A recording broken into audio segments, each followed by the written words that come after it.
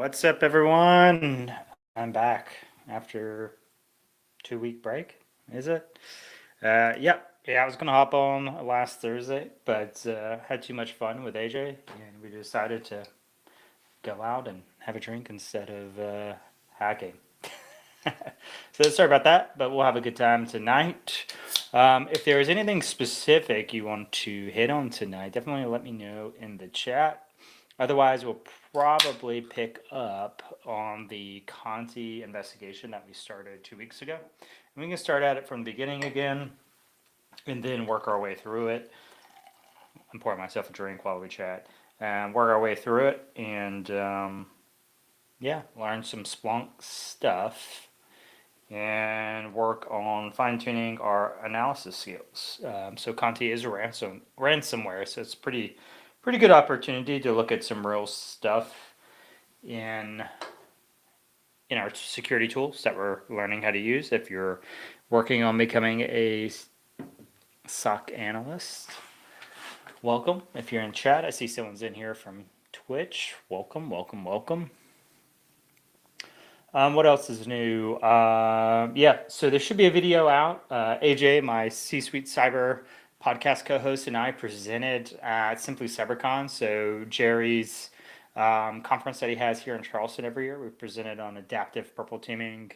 I will be dropping a video on an extended version of that presentation. So talking about the things we couldn't get to in the 45 minutes and just some more thoughts about the topic in general.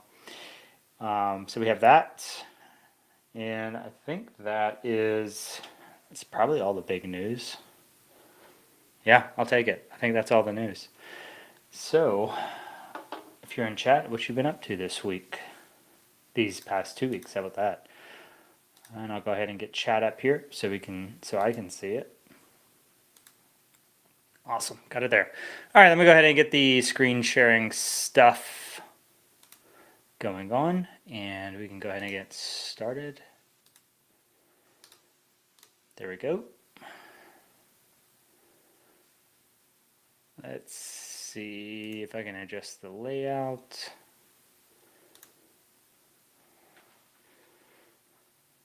Cool. Okay. That works. All right. Let's see. So in case you would like to follow along, we are in Conti is the name of the room here on TryHackMe. And we got a little bit through it before we had to cut things short. But we should be able to make it through it today. And I'll stop and talk about some of the things. So different skill sets within the tool, how an analyst should be looking at these types of events. You'll have, obviously, you can ask questions about anything. If you have any questions about your career, we can do that. We can actually do a dive at the end of the stream for those, if you want me to do a look at whatever your plan is, your roadmap that you're building for yourself. We can check those out as well at the end. Just want to make sure we got time to get through this box this time. And we'll see. I've been having some issues this week with TryHackMe, so I've been working on a course, and I've been using THM for the labs, and they have not been starting correctly for whatever reason. I've been having issues having to restart them like 3 or 4 times. So if you're having the same issue, you might just have to restart them a few times to get the sim going, or maybe even the box in general. Mine was the sim, so I was using one of the Splunk boxes and just couldn't access it for whatever reason. After a few resets, it worked. Lovely. All right, so let's go ahead and log in. Hopefully we have some access, and make sure to let me know in chat if you need me to zoom in. Happy to zoom in and adjust the layout so you can see, because this is for you at the end of the day. So if you can't see it, there's no point. Well, unless you just want to hear my voice, which isn't that soothing, so. But whatever. Yeah, I got this sweet glass. They did a really good job with Simply CyberCon. So all the speakers got one of these glasses, and I like the texture of it. It has like this nice bumpy texture on the lettering. I love it. I wonder if they did that deliberately or if it was just a happy coincidence. Either way, it's awesome. Saw someone just joined from YouTube. Welcome, welcome, welcome. So we're waiting here.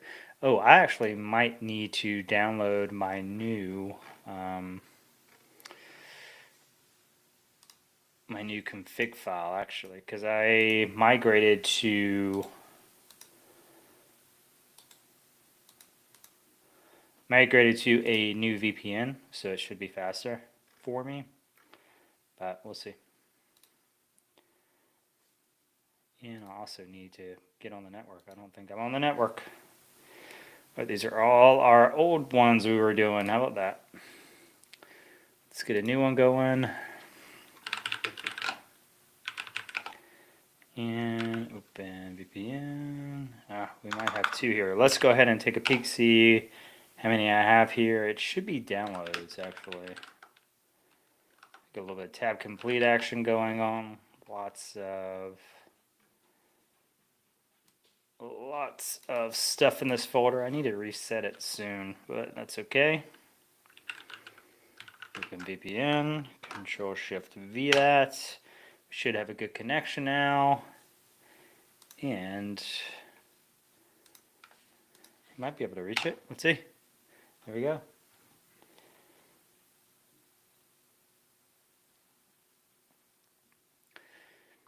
So if you are wondering whether or not you should get a Splunk certification, I would say probably not.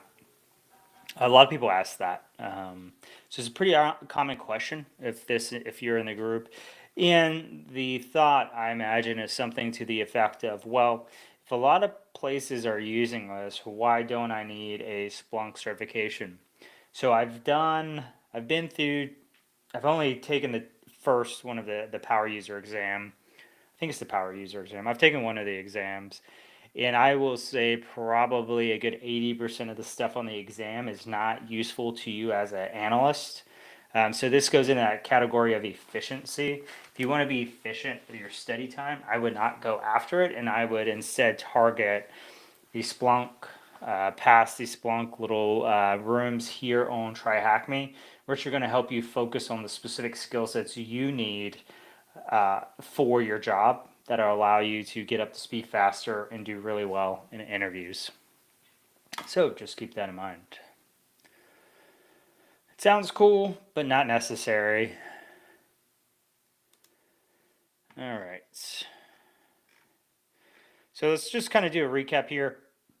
So basically, we have some employees from your company reported they can't log into Outlook. The Exchange system admin also reported that he can't log into the Exchange admin center.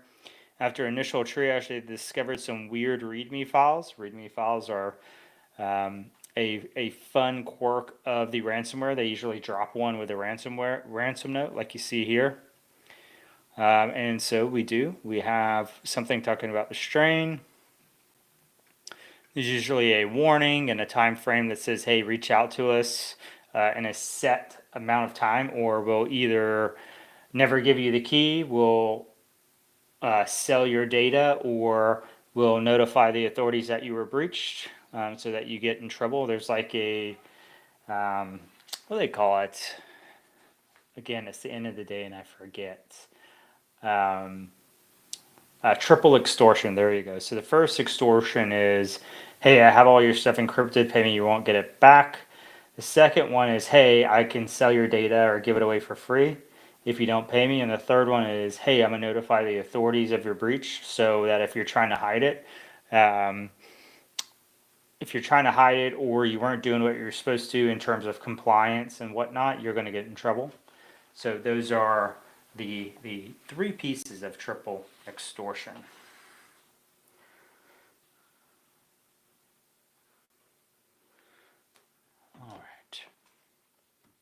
So it's a good time. And the triple extortion thing, the three of, I think it was just like 2 or 3 years ago that they started doing the, hey, we'll notify the authorities. And it's kind of interesting that they take that approach, but it makes sense. Probably people are, yeah, they're most certainly fearful of operations being impacted, but they're probably almost as fearful of the authorities finding out because, when you're kind of outside the industry, you think, hey, everyone reports everything. And we hear all of the breaches in the news, and that's not the case. There's nothing that, well, there are rule.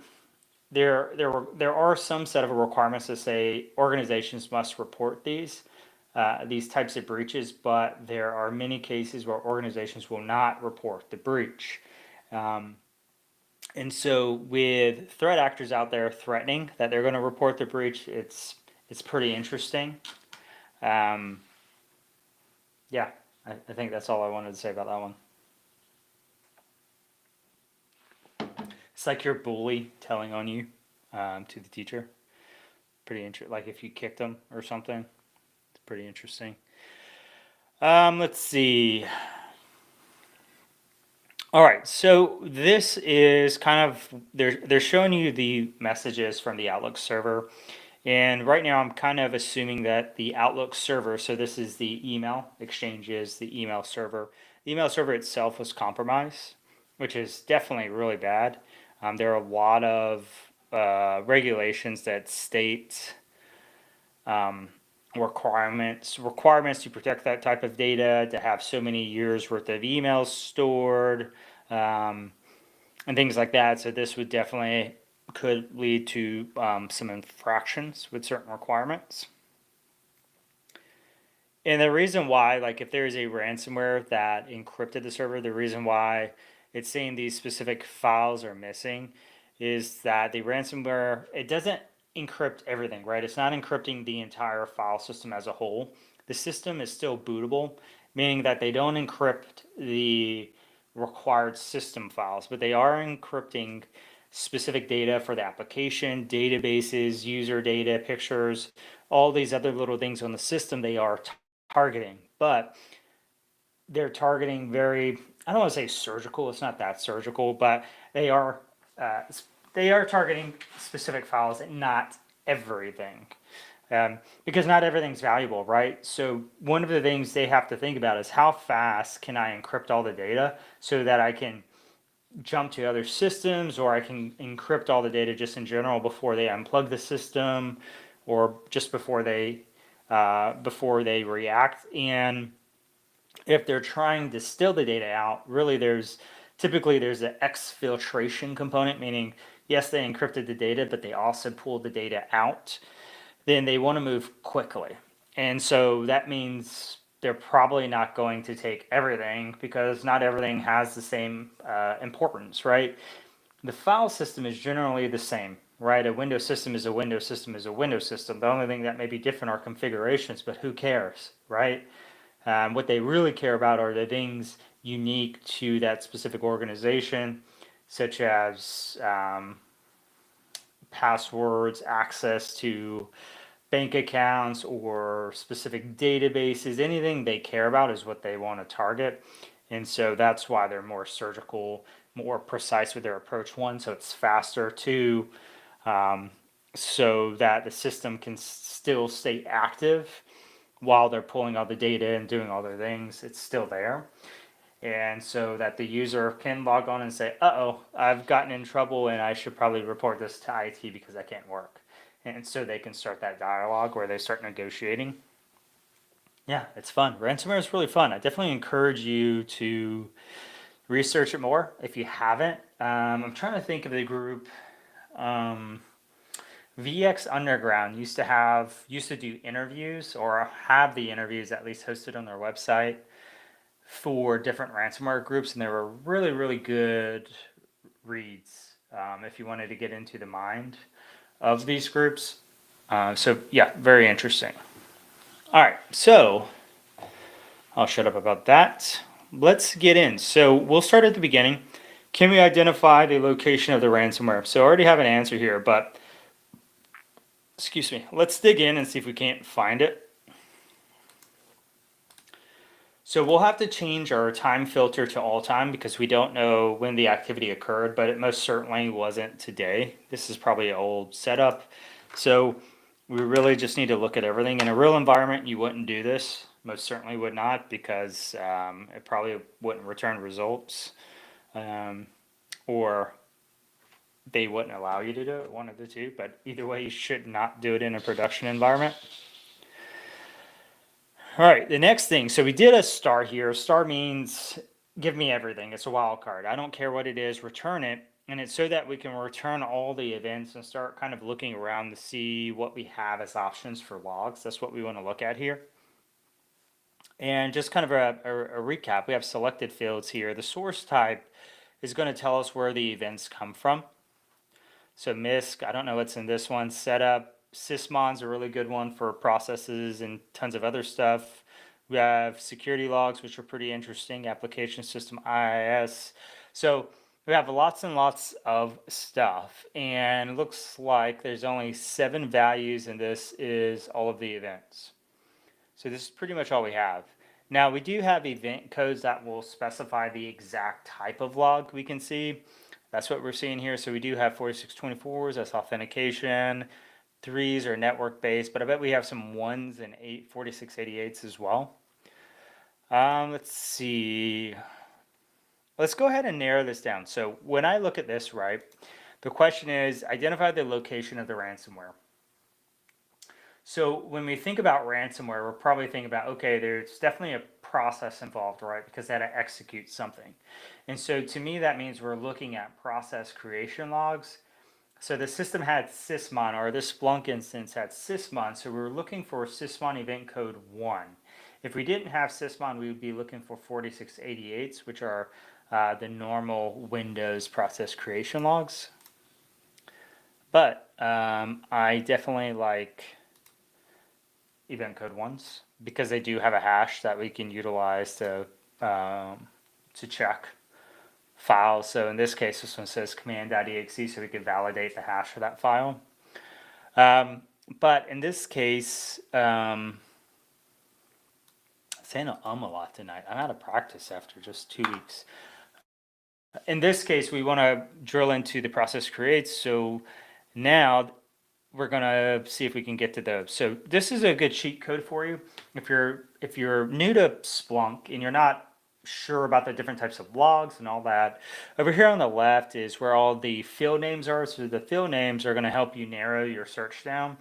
And that's really what you want to do, is just start learning how to filter your results so that they're more manageable, and they're down to where you can actually start looking and seeing if there's anything worthwhile to pursue. So in this case, right, we had 28, just over 28,000 events total. We're definitely not looking at 28,000 events. So just by adding a source type here, we've dropped that to 2,600 events. Now we're going to drop that even further by specifying an event code 1, which again is the process creation events. And now we see we're down to 600. So we're getting there, and we're getting closer and closer to having more manageable data. Realistically, we definitely want to get under 100 if we can, but we'll get there soon.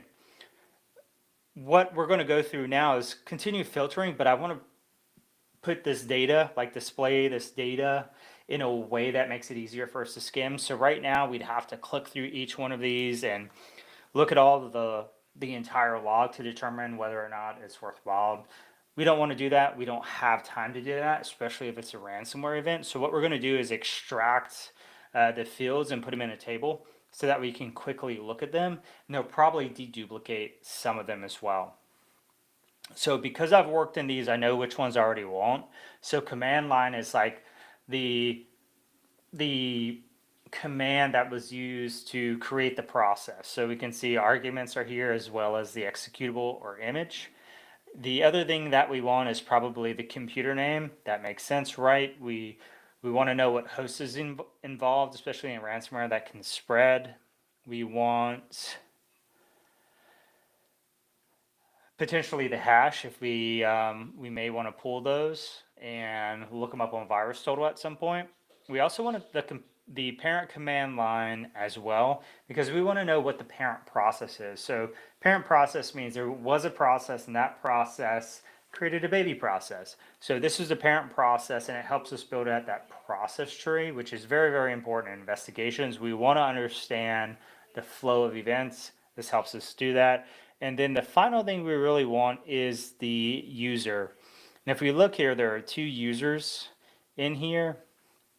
I'm not sure why, but we can pull that field, and that should be good for us. So what we're going to do is we're going to create our table. So we are going to pipe it, which means we're going to say take all this data, then we're going to do something else with that data. So we're going to do underscore time, which is the default field for Splunk, and really it's there are 2 major types of time in your Splunk events. There is the time that the event occurred, right? Like the actual event like happened, right, and was recorded. So that means like you created a process, that's the time. Then there's an ingestion time, and that's when the event actually reached the Splunk server, and there could be multiple second delay up to infinity, right? Like in some environments there are laptops and they're shut down, and so sometimes the logs won't leave till the next day or the next week if they go on vacation. So we always want to focus on the actual event time, so the time that the event occurred. Now, sometimes underscore event time could be the ingestion time, and we just want to ensure that that is not the case here actually before we do it. So let's take a quick peek and confirm our times. So here's a UTC time, here's an underscore time. You see that they are different. But this is, I don't think that this is definitely not UTC time, so that's why they're different.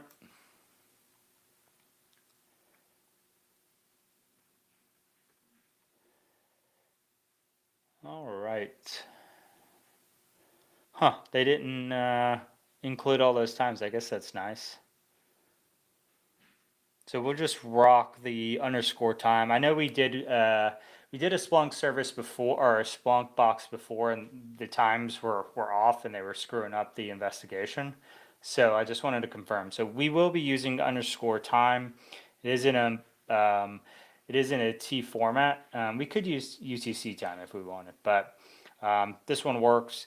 The key with time as an analyst is you want to use the same time consistently across your investigation, right? So if you're investigating an organization and say you're a global organization, you want all the times at this normalized is the word, right? We want everything in like UTC or everything in Eastern time, whatever, so that we have a good chronological order when we're assessing like what times the different events took place. We need a common language to speak. So time can be rough if you don't do it correctly. So I need to add a table here. All right, so table, time, we'll do host name. And it is important to make sure you have your capitalization correct, or you will be in trouble.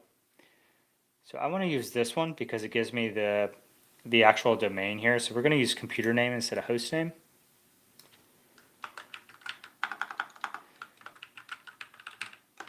And notice that they are slightly different. The host name was a little bit is narrowed down to just like the actual name, where we actually have the FQD in, so the fully qualified domain name here, which I prefer in an investigation. Whatever you like, this is just how I roll. So feel free to roll with me or don't.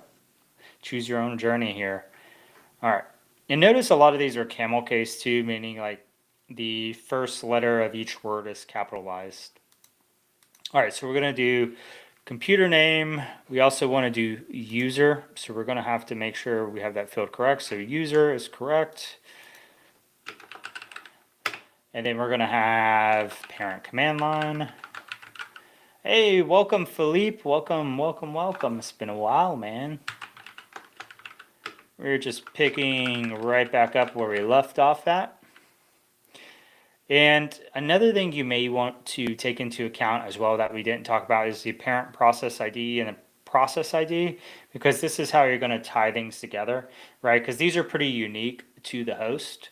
And theoretically, you shouldn't see two different processes with the same process ID. Theoretically, there's a pretty good range. And the way they're generated, you shouldn't see one, but you may.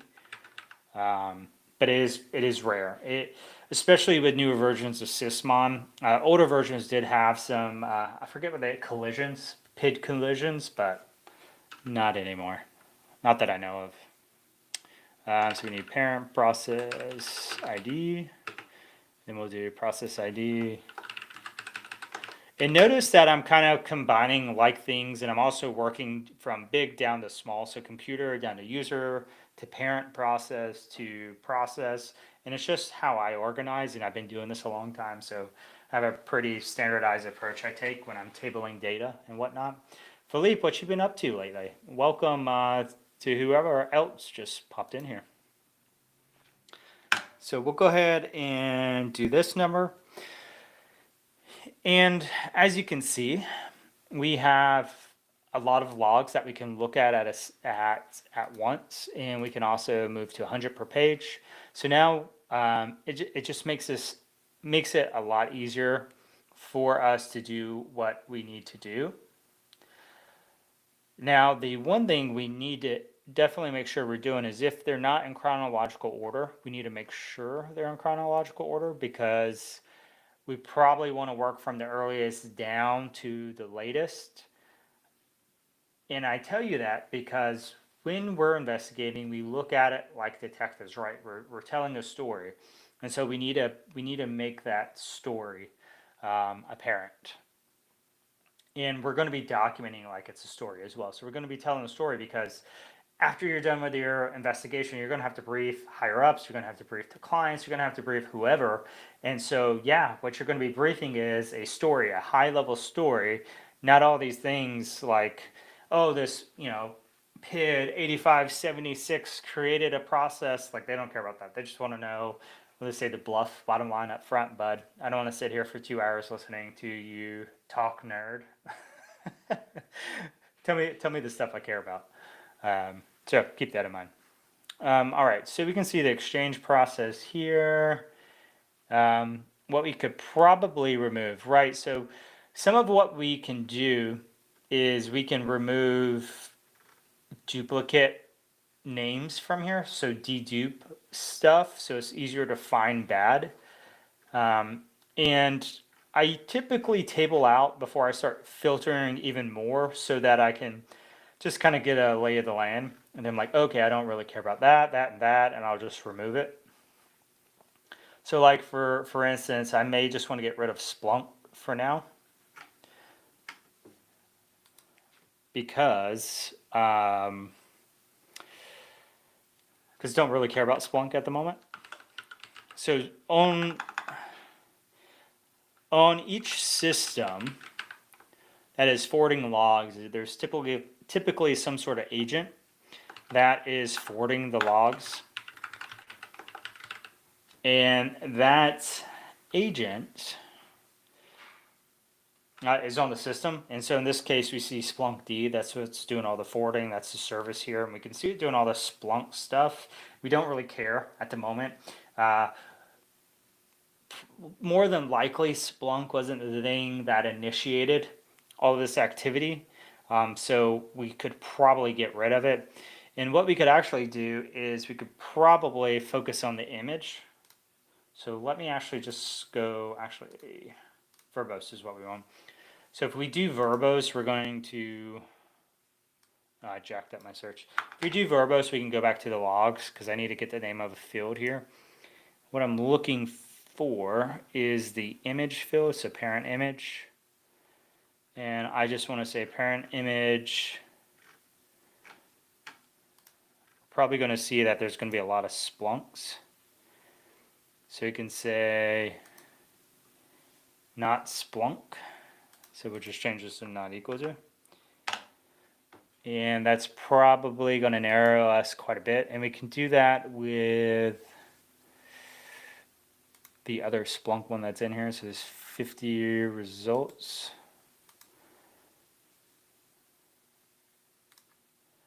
So we'll do that, add that there, get rid of this one. And we're down to 193. So pretty significant drop, 193, 2 pages of results.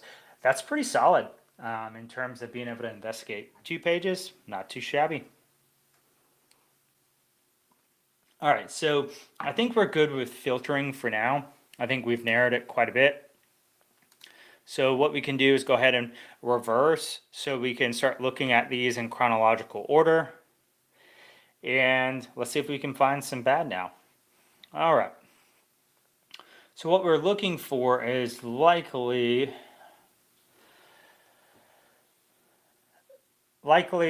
something goofy in the actual process line here, so the far right column. Sometimes you'll see things that look super sketchy and they're just normal, like this NetSH interface stuff. This is normal. I've seen this in all kind of environments. We see a NS lookup. That's pretty normal in a lot of environments as well. So you have to be careful. So there's a lot of stuff that you see and that we're taught that attackers do, like, oh, they're going to do an NS lookup. They might do an NS or a who am I, things like that. But those are all really, really, really common in commercial environments and enterprise environments. So you'll start to kind of get your mind wrapped around what's normal in an environment after a few weeks in that environment. Things will start standing out to you. So it's okay. You'll get there. All right, so we got all this Splunk stuff here. And we're just cruising through.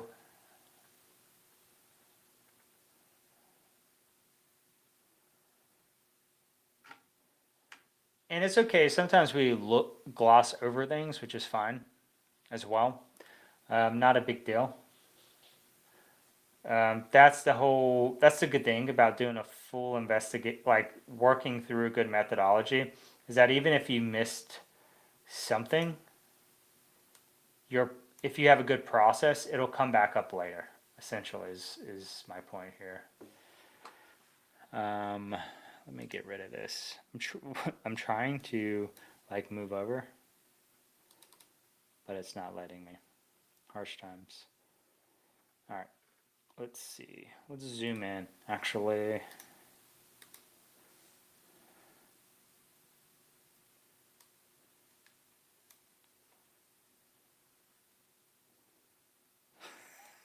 Oh, there we go. I got it. All right, awesome. Okay, cool. So here's some goofy PowerShell. This is probably not good.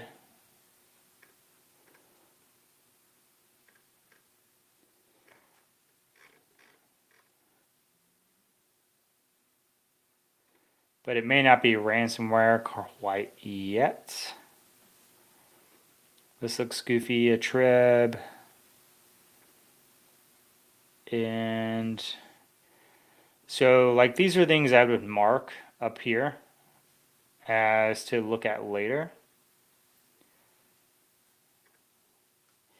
And we see this. So here's the classic, who am I? IP config. This is all spawning from a command.exe shell.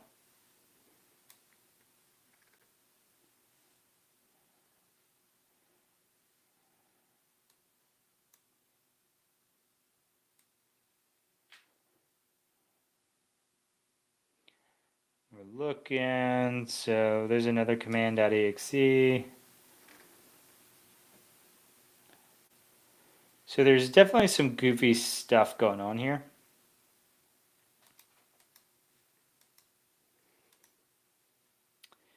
And I wish this thing cooperated better with me. So what I want to do So we have all these logs here. What I also want to make sure we're doing here is I do want to see the image. So let me see if that is just the name of the field. So I do want to see image. Okay, good. Because sometimes we won't see the path, but I need to see the path for this. Okay. So all the bad stuff is actually should be on this first page because I think it's in reverse. So here we go.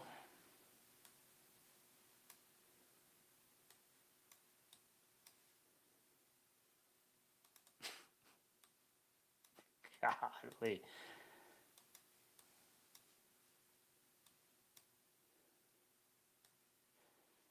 Why is this thing driving me nuts? All right, let's see if it'll pop up over here.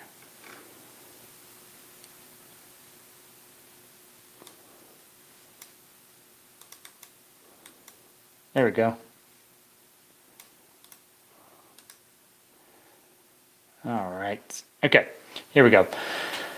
So we have the image here. So we can actually, because paths are a really important thing. So if a path, if things are executing in a really funky path, that's not good. So that's definitely something we always want to keep in mind is where is this thing executing? Is it executing from a really, really weird location?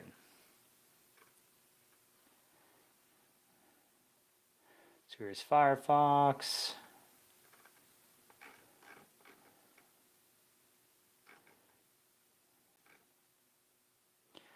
So this stuff is pretty interesting, right? This is PowerShell.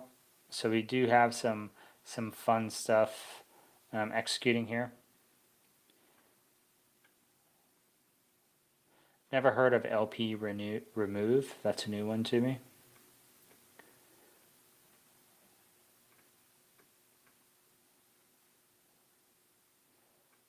All right. So we also see here, so this is the weird one here. So this is a case where we would want to see the hash. So actually, let me get a document here. And we can get rid of some of these. And I'll put it in here. And we'll track some of this work we're doing, actually. Hey, if you're just joining.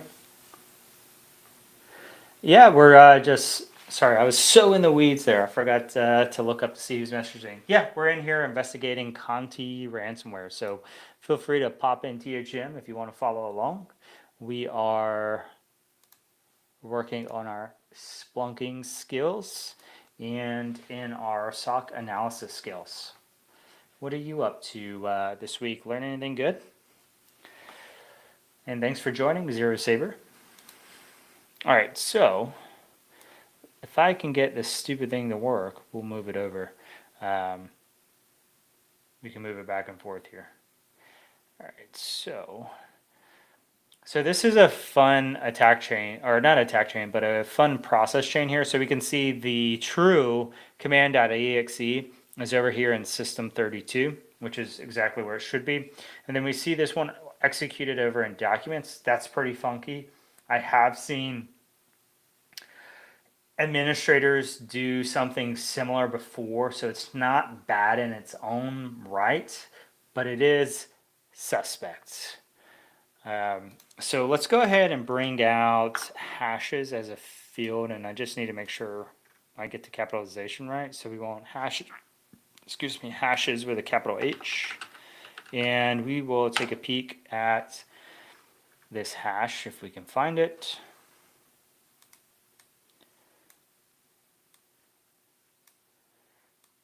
This thing is going to drive me nuts. Like before, my mouse was working where it would scroll over, but seems to not want to work today. I don't know why.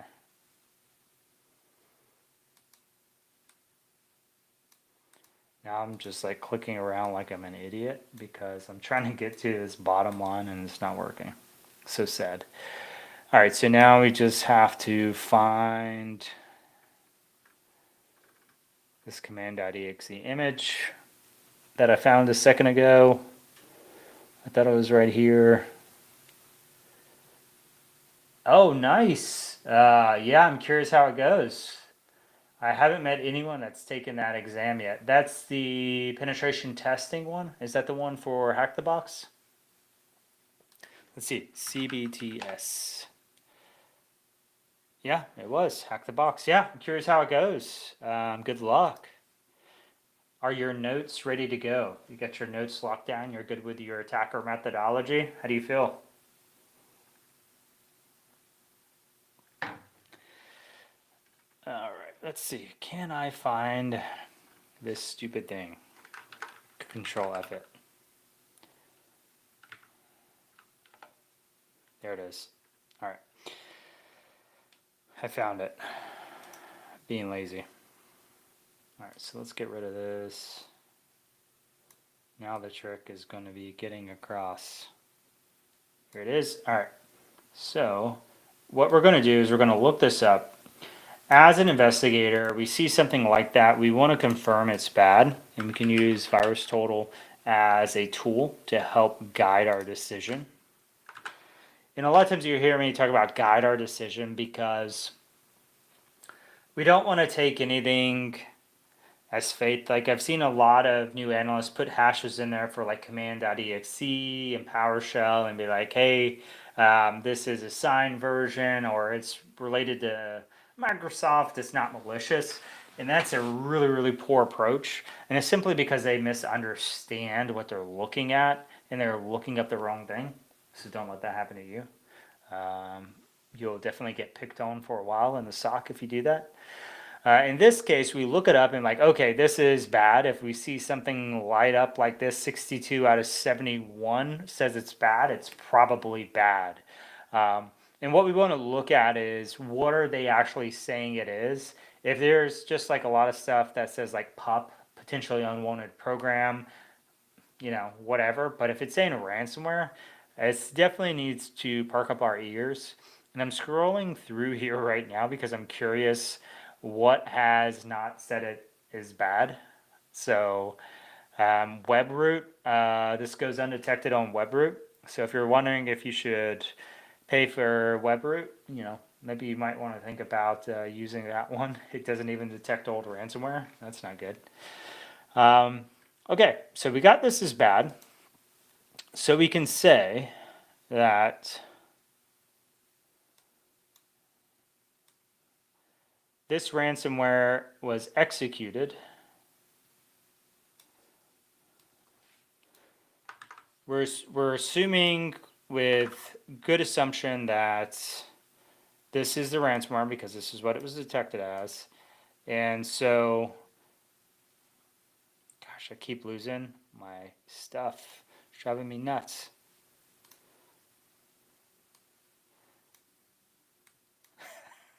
All right, I got to do something with this window here. Maybe there's some options here.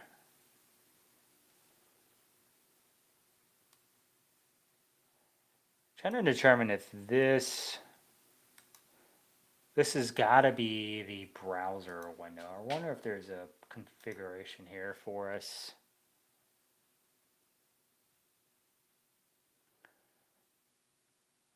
Let's see, scrolling maybe? Use auto scrolling, always show scroll bars.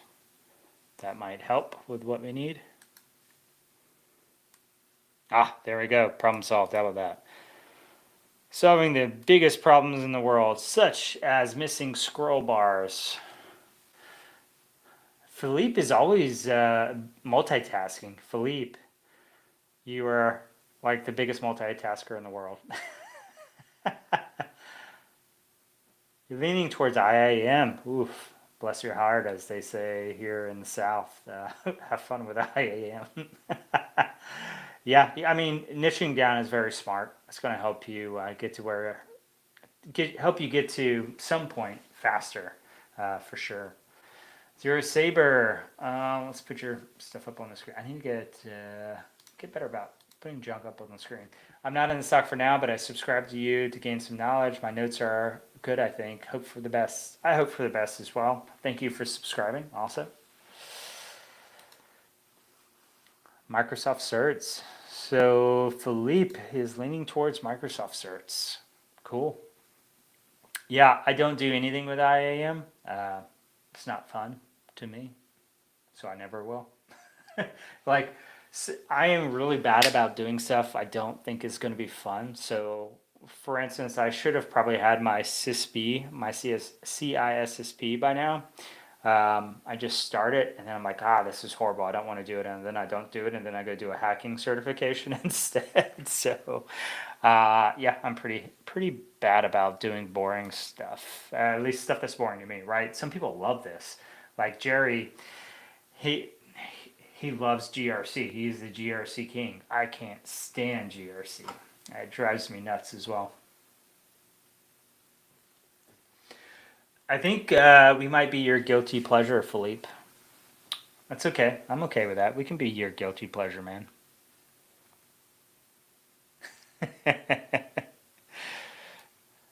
Hacking and this is my guilty pleasure now. Now that I've been turned into a manager and I just sit in meetings most of the day or sit down with someone and see how they're doing. How's your day? What do you think about these changes? All these things. I don't get to sit here and do this anymore. So this is my guilty pleasure. So we can do it together, Philippe. Get here, do fun stuff. Get away from the boring stuff. Let's see. What was I doing? Oh, I was getting a timestamp. So what I'm trying to do is document some of this like we would in a real investigation so that we can really just start piecing together a timeline, right? That's something I want people to pay attention to. How are these things flowing? Usually I'll have a spreadsheet or a OneNote or whatever tool I have available for me. That's where I'll document and I'll start piecing these things together. I'll even have in there like the questions that I have that I would like to answer because you can't do everything immediately, especially if you have like a really small team. So you're just handing out tasks and you're having to prioritize them. Hey, go and find this thing and then come back to me. Hey, go find this thing, come back to me.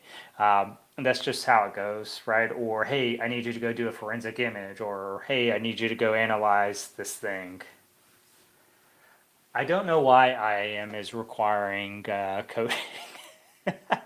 Do you have a job you're looking at? Let's see. Cybersecurity IAM jobs. Let's see if it pops up in Splunk. Here's IAM PAM. I interviewed at CyberArk. I don't think they were happy that I didn't want to continue. Let's see. Senior engineer. Let's see what they're asking people to do. The problem is like a lot of the roles in cybersecurity, everywhere does them slightly different. So who knows? Like at my last job, everyone had to get a cloud certifications. Was it particularly useful to my job? No, not really, but they required it. So let's see. Benefits, responsibilities, developing, maintaining, blah, blah, blah, ACLC. Interesting. Develop and maintain capabilities. I don't really understand why IAM, unless they're trying to be programmatic about their approach to IAM, then sure. Especially, I guess, from the engineering standpoint, probably. That makes sense in that case. Let's look at AT&T. Lead implementation, oversee identity access management tools. Yeah, there you go. So it must be like they're really leaning into whatever organization you're looking at, Philippe. They're probably looking at automation, which is smart. I think a lot more people are leaning towards automation now just because you're saving a lot more money because you don't have to hire as many people if you can automate a lot of the work. So maybe that's why. All right, so we got this answer here. Now we need to look for file creation events, but we could simply ask ChatGPT. So we could say, what sysmon code is for file creation? Pretty easy. Sysmon 11. So there you go. 11. We already got the hash. We already did that one. What file was saved in multiple locations? So let's go to the file creation because that's probably where we're going to see the readmes. And then let's see if we can find them. Let's see. I was at an internship and they were mentioning Python. I'm surprised they weren't using something different besides Python. Python's interesting though. There is a cloud service, and my brain is blanking on the name of it, but you can utilize it you can utilize it to run Python code. I just remember that the limit is 15 minutes. You can't run the code for 15 minutes, like it just won't do that. But maybe they're doing something with the service, or a lot of their code is just Python heavy. Yeah, I typically don't get too much into that world unless I have specific questions or unless I find something broken and then I have to work with them to fix it. But I mean, I haven't seen them use Python, but I'm not there every day, so who knows? But programming, I mean, you can't go wrong with programming these days. You know, it can impact probably just about every role. And it can save you a lot of time, so why not?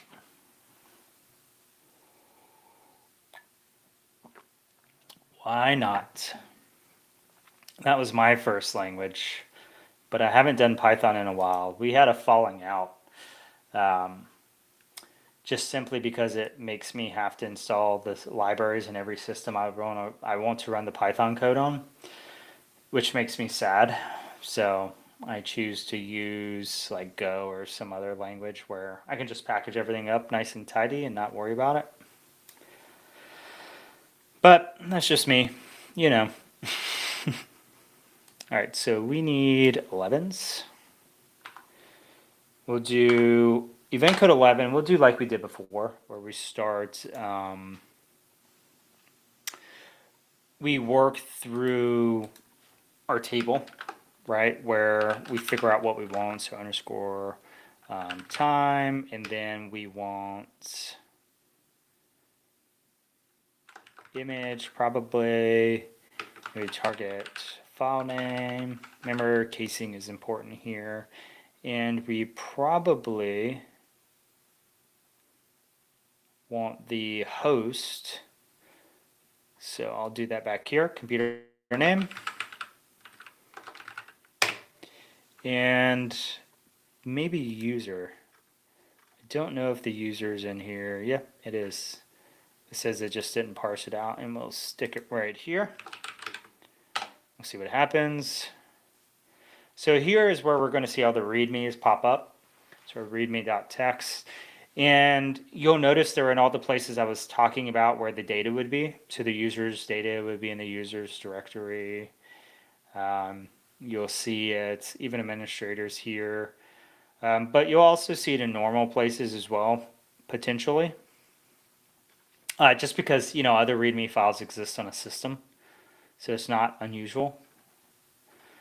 But I think all of them are at the top there, so they didn't really get much.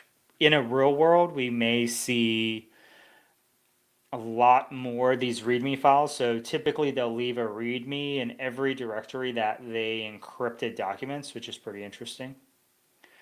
Philippe, how is your Python? Because one of the fun things, I don't know if they'll do it with IAM, but I've done it with a couple of cybersecurity roles I've interviewed for, and even especially pen testing roles where they'll put you on the spot and make you solve coding challenges. So that's always a good time. I think that was the most nervous I've ever been when they're like, solve this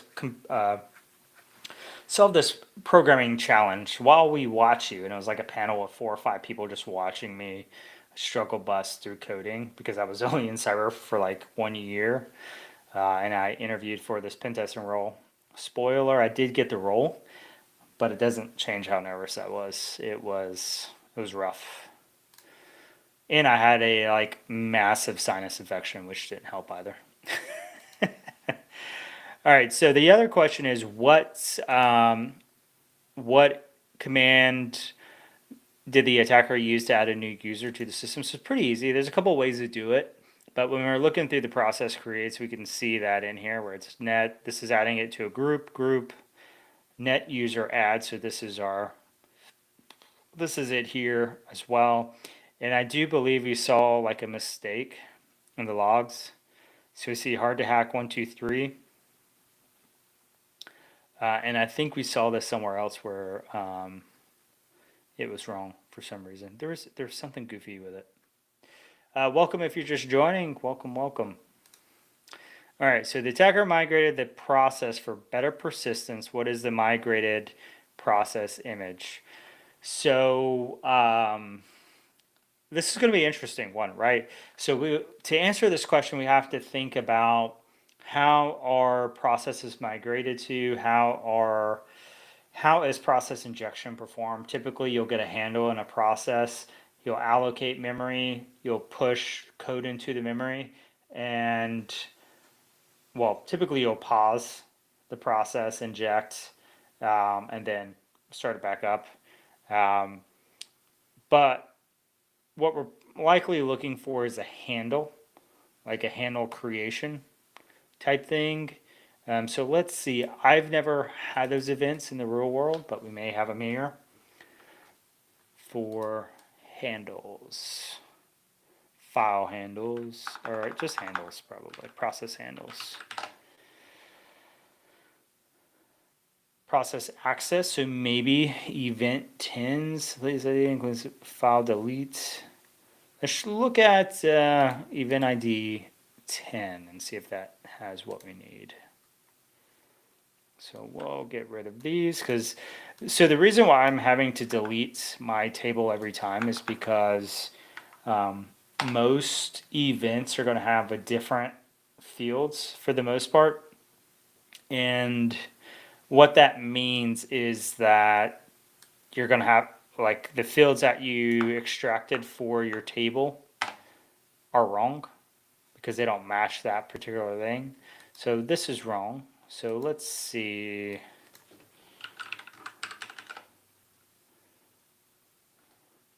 See what kind of events we have. Event type. We saw something earlier. Source, not source type. I think it was like description maybe. It's not log on. What is it? It's keywords. Not event code. There's 70 event codes, which isn't. It's not going to help us. Opcodes. Probably not opcodes. Message. Probably not message. That usually just holds. I think that's the default field in log, so it's like the raw data. I think.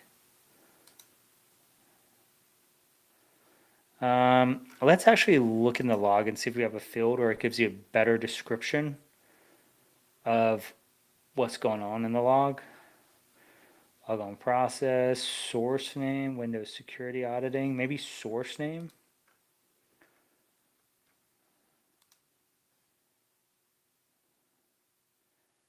So we might be able to look at top values.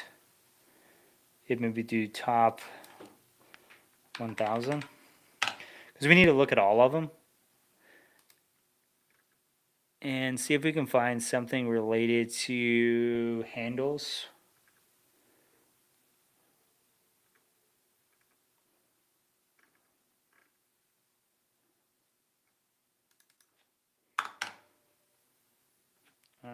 Star here.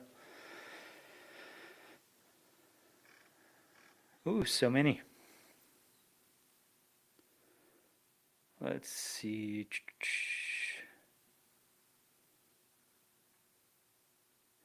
ESENT. What do we have? Come on, surely it's in here. Surely.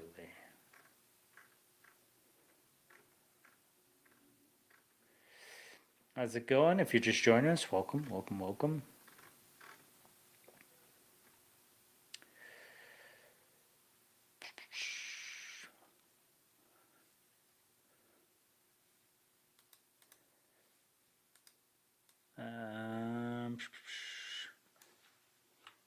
What else? Create remote thread.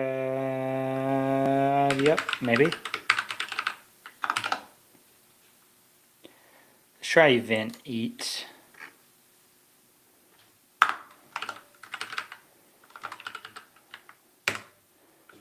And we can take the rest of this off. See if we got any of these. No. Oh, my spelling is incorrect. So this is why it's funky, right? If with that little c, nothing came back because the event code lowercase c does not exist. Womp womp. And we only have 2 fields here. So we can see that LSAS was targeted. I don't know what this process is. This is unusual to me. I have seen other things touch LSAS, but this is particularly a pretty noisy event as well in a big enterprise environment. This is interesting that PowerShell is injecting in it, so that's interesting for sure. So that is probably our answer. Attacker migrated the process for better persistence.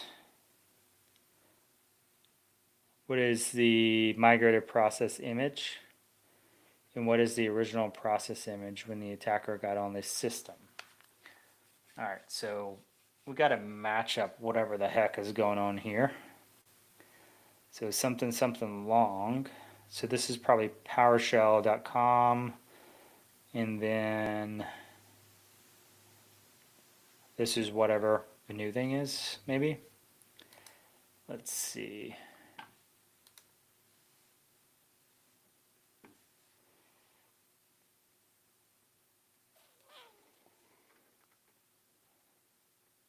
This is a tough question just to answer because of the formatting, I think.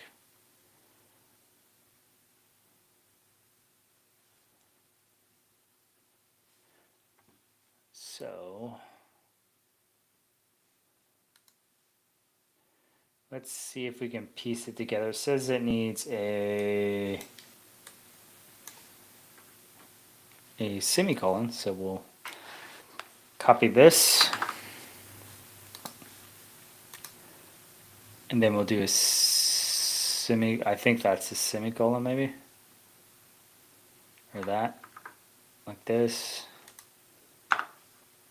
Semicolon, and then we'll put the target process here, which is going to be this.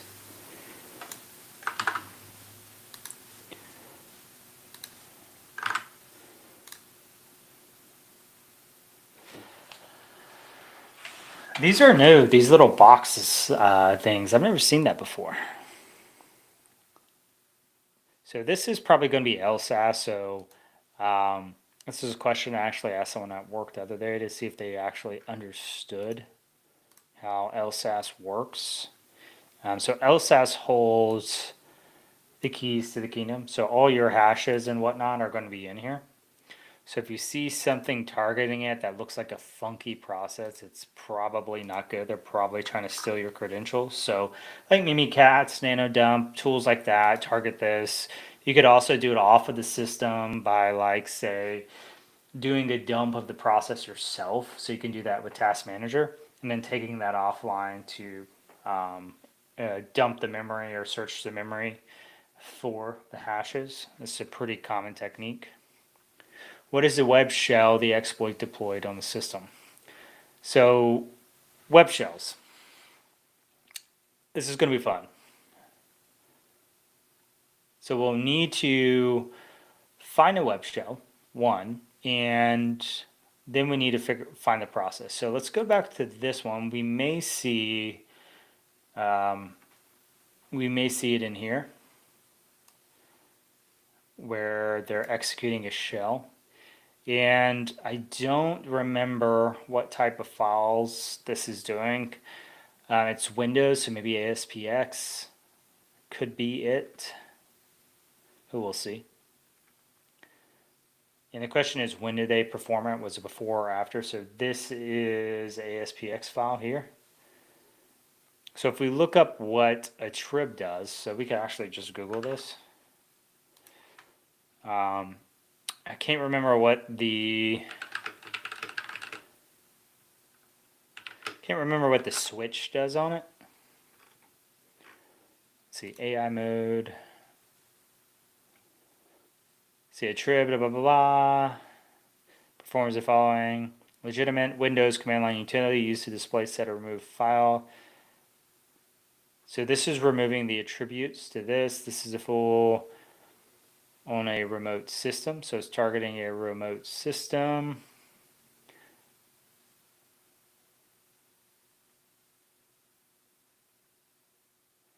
So it's allowing it to be removed or deleted. So they may be trying to overwrite it, perhaps. Let's take a closer look and see what they do with it. So they're targeting it. Are they doing anything else with it? Because this is definitely really, really interesting that they're targeting it. So this is a case where analysts would do something goofy like look at the hash, and the hash is going to be for a trib.exe, which is a legitimate file. It's not the hash for this ASPX file, which is what they want. They would have to do forensics, or at least utilize something like EDR that can pull the hash, or anything else they have that can get the hash for this particular thing. Let's replicate this and let's just look specifically for ASPX files themselves. Let's see. We'll do star.aspx and see what we have. 302 events. These are ISS files. So we may have a mix of ISS files or IIS files, or process creation files. So we may need to look at both. So there's the one, that's the one we saw. I don't know what's going to be in the application ones, but the IIS files may have may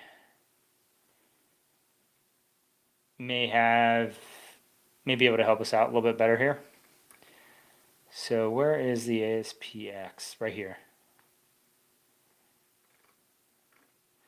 But we really don't care about the refer in this case. But we should see people targeting the shell at some point, like the same one hitting it and doing funky stuff with it. So let's actually look through this and find the fields we want. So we probably want CS method. Let's do this one. So let's table out some information. So obviously we want underscore time. They're probably all going to be the same system. So we'll do CS method. Welcome if you're just joining us. We're just investigating Conti ransomware, because why not? Probably want CS URI query.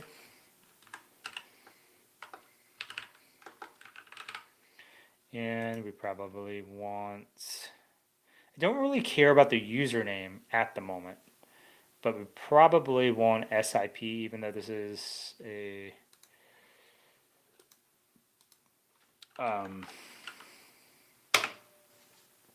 even though it's not IPv4, it's IPv6, that's fine. I don't know what the CIP, I don't know if that's going to be different here. F80, let's see. So it's the same. It's the same there. We probably, the query is going to come. We also need the page. So there should be a URL. Probably somewhere. Okay, so URI stem is what we're looking for. CS URI stem.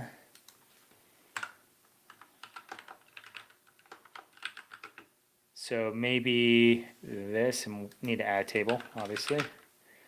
I say obviously, but I about forgot it, and I might need to extend my time.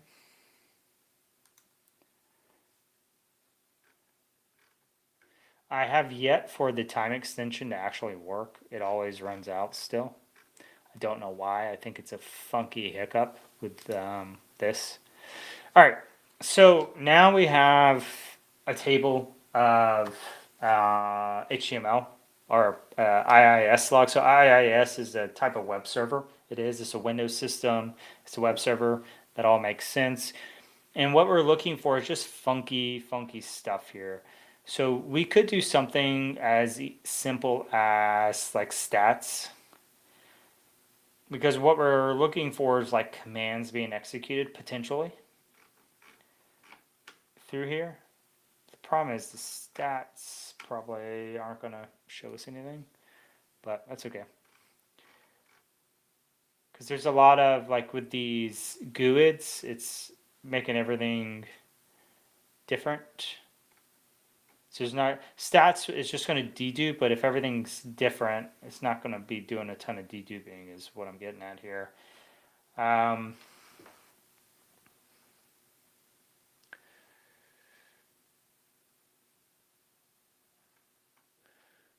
Don't see anything, and I'm moving pretty quick, and I may miss something, and might have to come back if I do miss something, which is whatever happens. I'm more of a move really fast kind of guy, and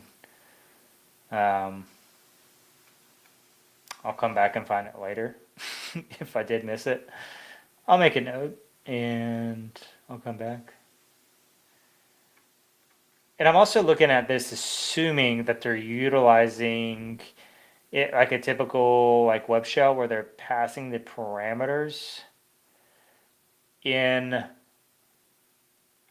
the request, and typically you'll see them in the URL parameters, but you could see them in the post parameters. But a lot of the traditional ones, you'll see them over here. You'll see like a command being executed or whatever. So I don't see that there. Let's see what else we have. So we have this guy.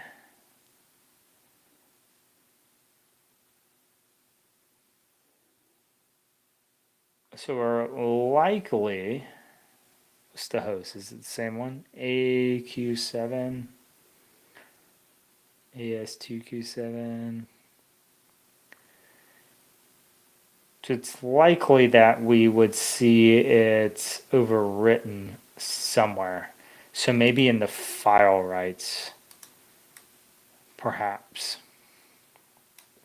Or we may find it in here where this is created. It's doing that because it happens pretty quick after this, I think. So 12:50. So it's all probably part of the same script, likely. Let's see if we can look at the script and see if we can unobfuscate it.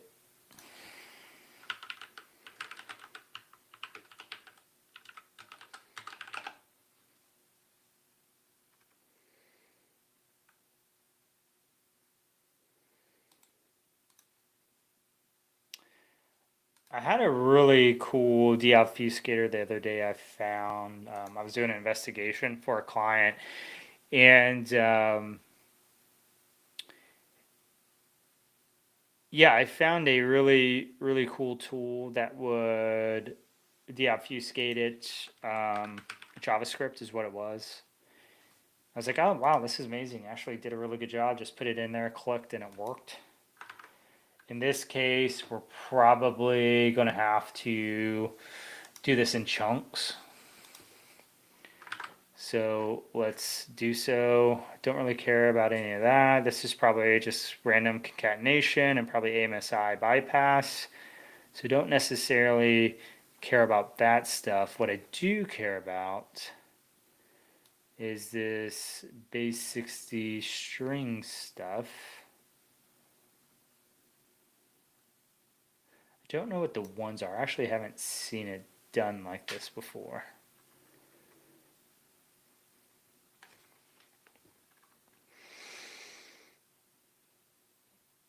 But we could probably use PowerShell to help us do that. Let's see if I can figure out PWSH. There we go. We might be able to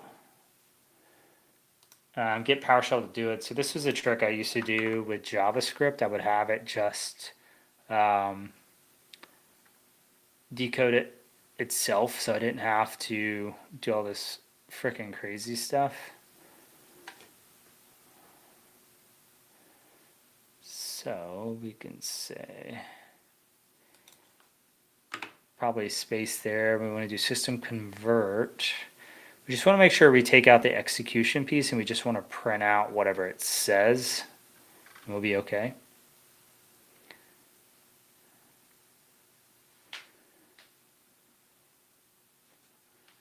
Hey Sierra, welcome welcome to the show. It's been a while. Let's see. So this is reading it to the end.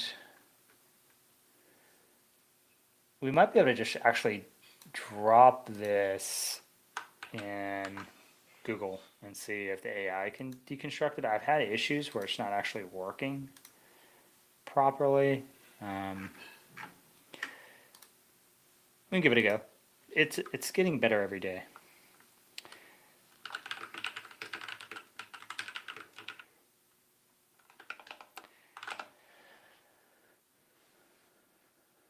It might at least tell us what it's doing with the curly braces.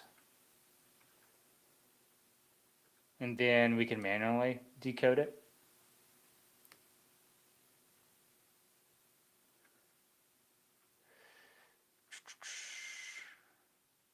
Let's see. Yeah, I know all this stuff in the beginning. Identifies base 64 encoded string. It uses blah blah blah. It then wraps the byte array into. So it may just be. It may be like actual payload. So done in bytes. So we may not actually be able to see what it is, but it also may not be. So we can figure that out. I want to know what these curly braces do.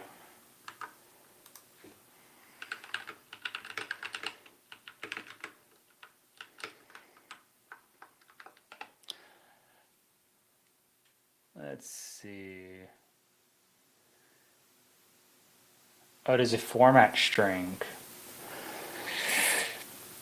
Interesting. Okay, so I learned something nice. So it's a format string. That means it's pulling format strings from somewhere.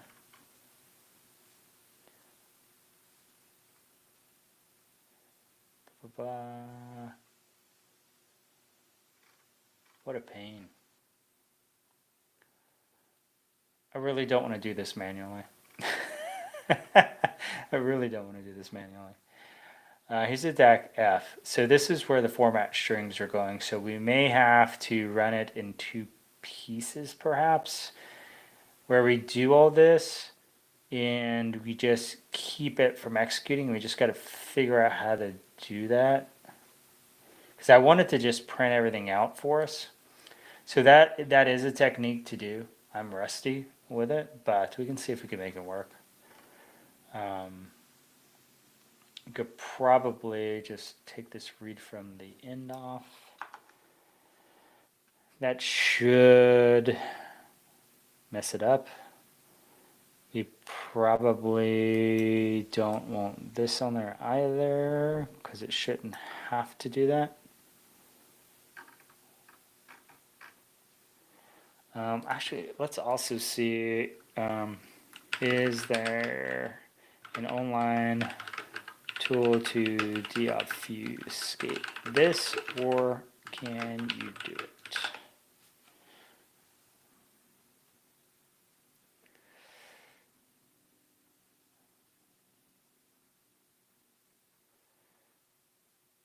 Cyberchef can't do it, and the reason it can't do it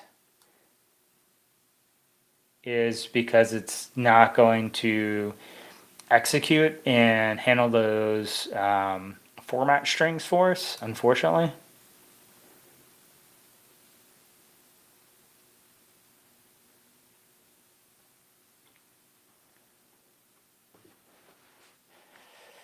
So that's also a problem. Let's see.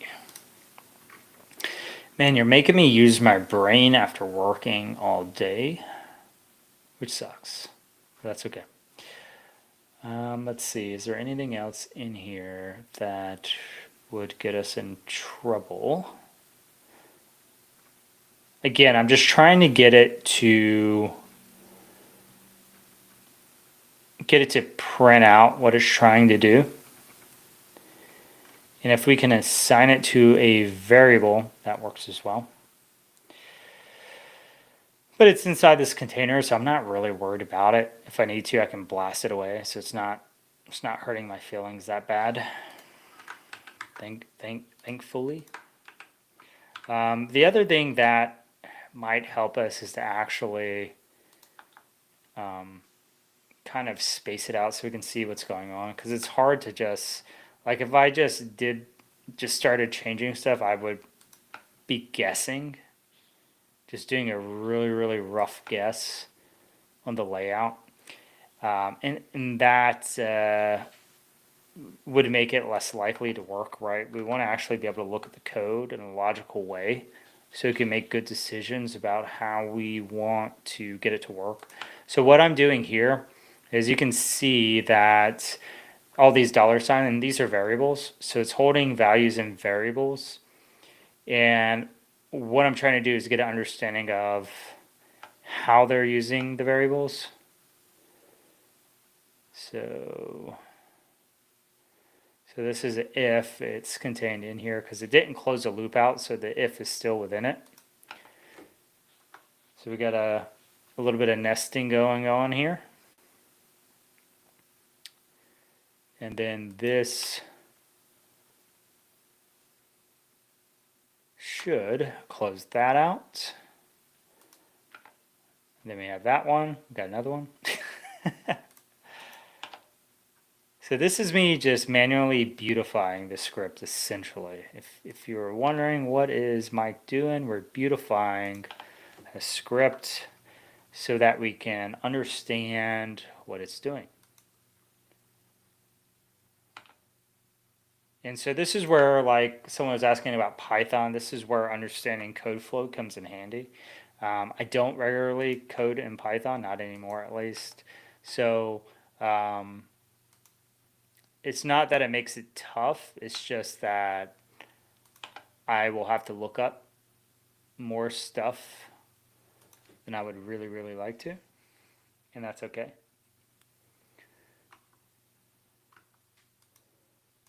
Why aren't you going over, buddy? So for some reason, this one doesn't want to go over at all. It must have run out of space or something. Womp womp. Okay, so that's fine. We can have one messed up. It's just irritating me now. It's just irritating me because it's not all the same. I like stuff to be the same. Get field, and so this one is going to, this is where it gets easy. It's nicer to have an IDE to help you out here because, because it can get confusing, and the IDE will match stuff. So like, right, these match. And this actually should have probably been spread out some. But it's easier to match our things when we have an IDE. But I think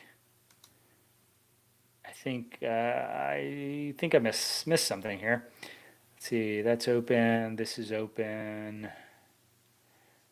We close this one, and we just have to look for the opening and closing braces here. So this closes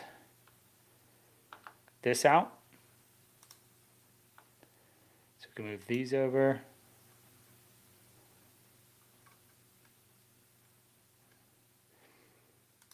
And then this closes, should close this if out.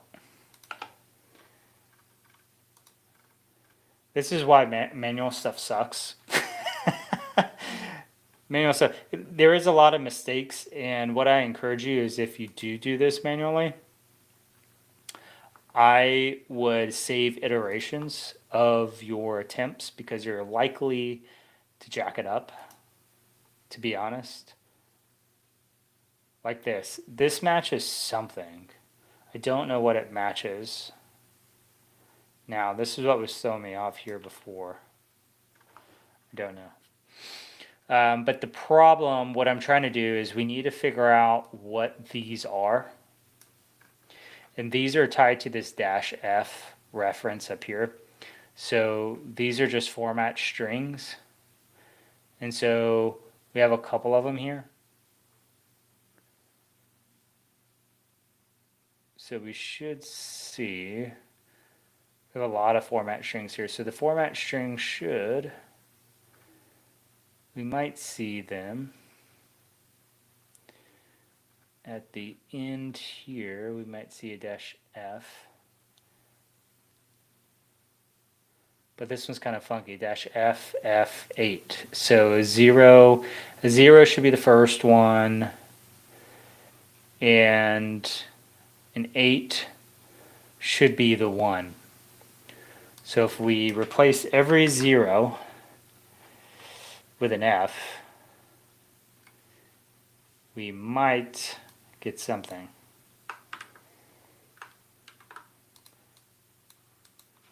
Let's see. YOLO. Let's go. 0. Put an F there. F there. F there. And I would do a control F to find stuff, but the problem is that not every one of these, so the ones above, there's going to be zeros and ones above, and they won't be the same. So I'm just doing it manually. So we're talking junk about Jerry's specialty with doing GRC and all that, which is not very fun. This is the not so fun part of malware analysis, the very like boring, tedious stuff, like so tedious. If you mess something up, you may screw up all of the analysis and you have to start over. But the more you do this, the more effective you will be at it for sure. All right, so the next one is going to be 8. So every one now has to be an 8. We could have probably actually did this with script. I might try this in a second and do the conversion with the script, and it will be interesting. And all these pluses are just concatenation also, by the way, if you're wondering, like what do you do about the pluses? It's just concatenation, easy. No biggie.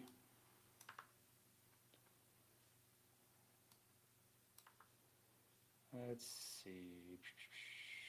All these ones, come on.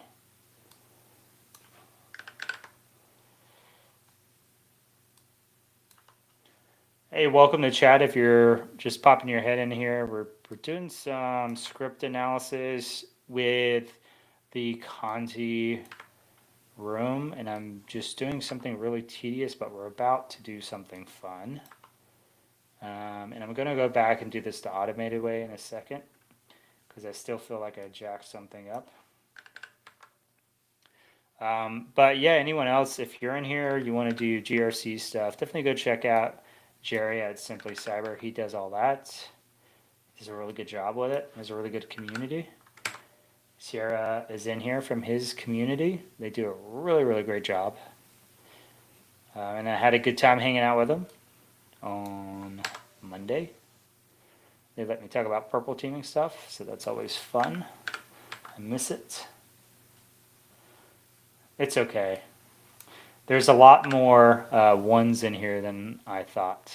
I just skimmed them, and now, like, as I'm going through this, I'm like, oh crap, there's a lot. Yeah,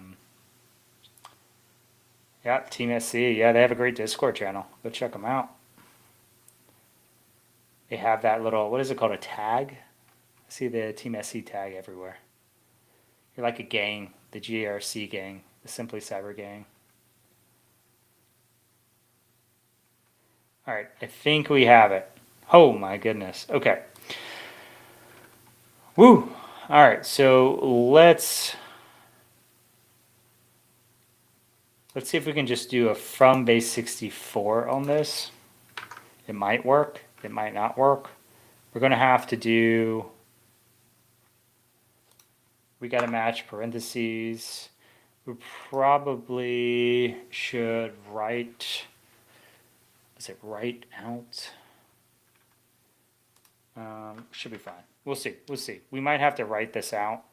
It's going to concatenate for us. It should convert for us as well. I'm just making sure we have matching braces. Oh, thank you. Thank you, Sierra. We had fun.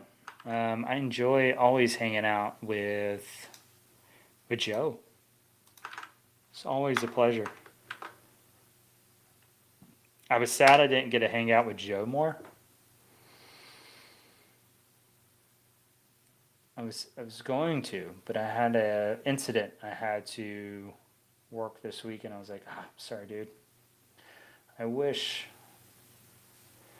All right, so let's, I don't know, did I miss a character?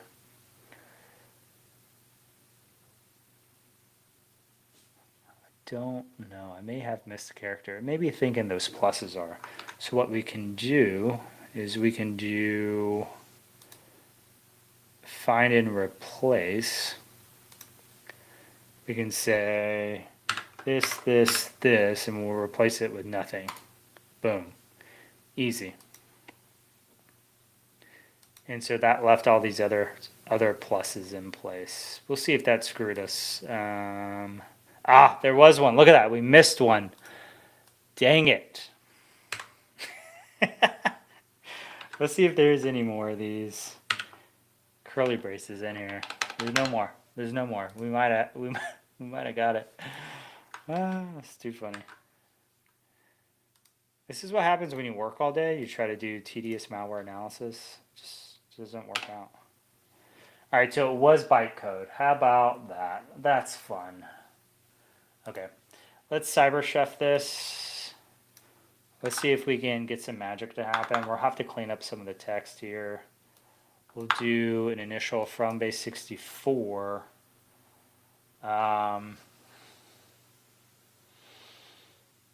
We may need to do a decompression as well.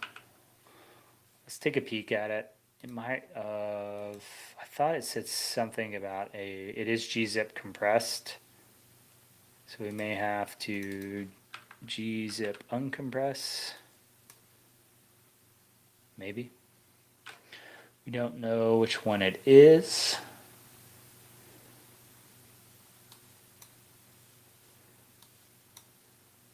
Oh, there we go. All right, we got it.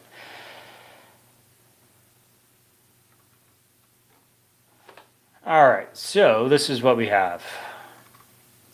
So this is the magic, right? When you actually get it to work, it works, and you know it works. And when you don't get it to work, you know it's not working because it doesn't make sense when you read it. So this is a case where we can see more.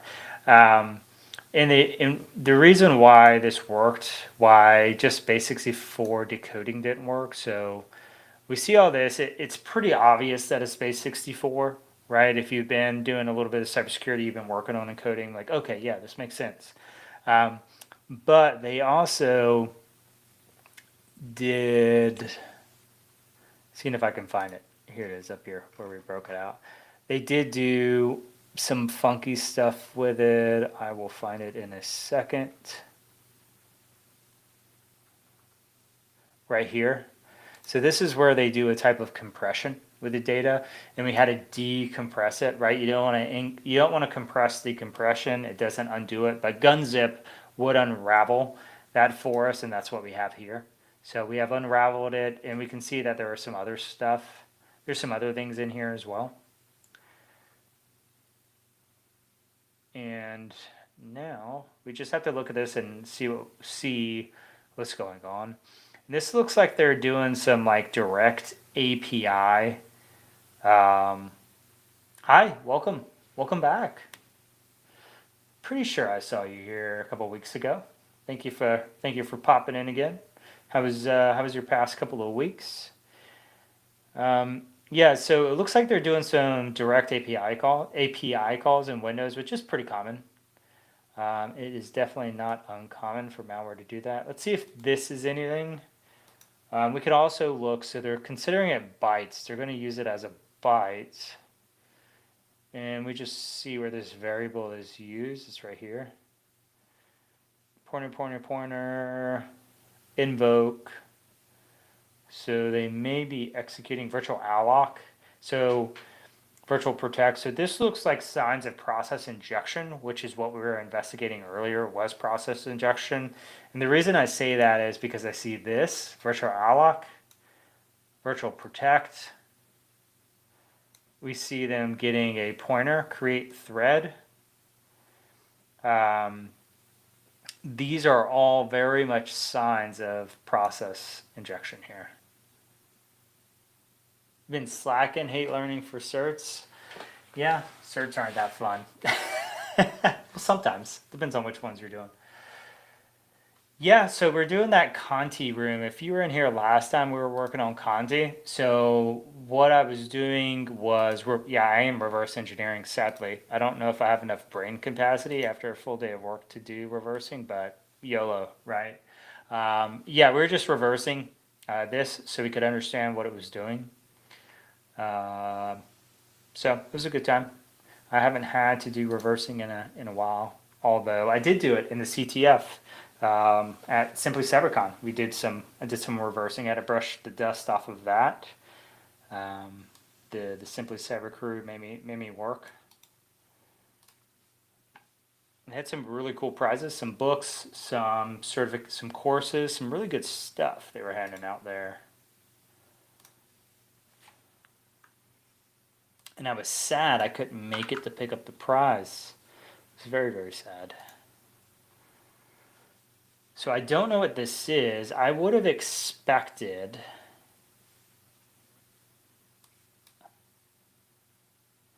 if they're injecting it into a process, I would have expected it to be actual like bytecode. So that's probably why we can't see it. It could just be straight instructions. If it was XORed, we would probably see it. Magic probably would have been able to figure it out. Yeah, my guess is bytecode. They're also injecting it straight into a process, so it would have to be bytecode, or otherwise it wouldn't be able to use it. So that's probably exactly what it is. So womp womp. That's about as far as we can go with that one. Let's see if it does tell us what process it is. Ah, thanks, Sierra.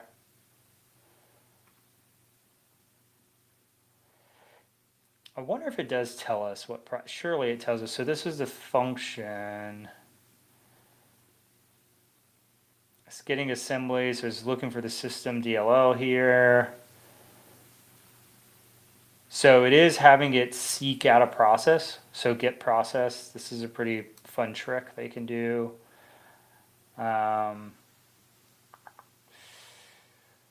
Ooh, it's been a while since I've had to look through this. This is probably down here where they start calling it. I would expect them to look for process by name, but I can't remember how that API call actually works.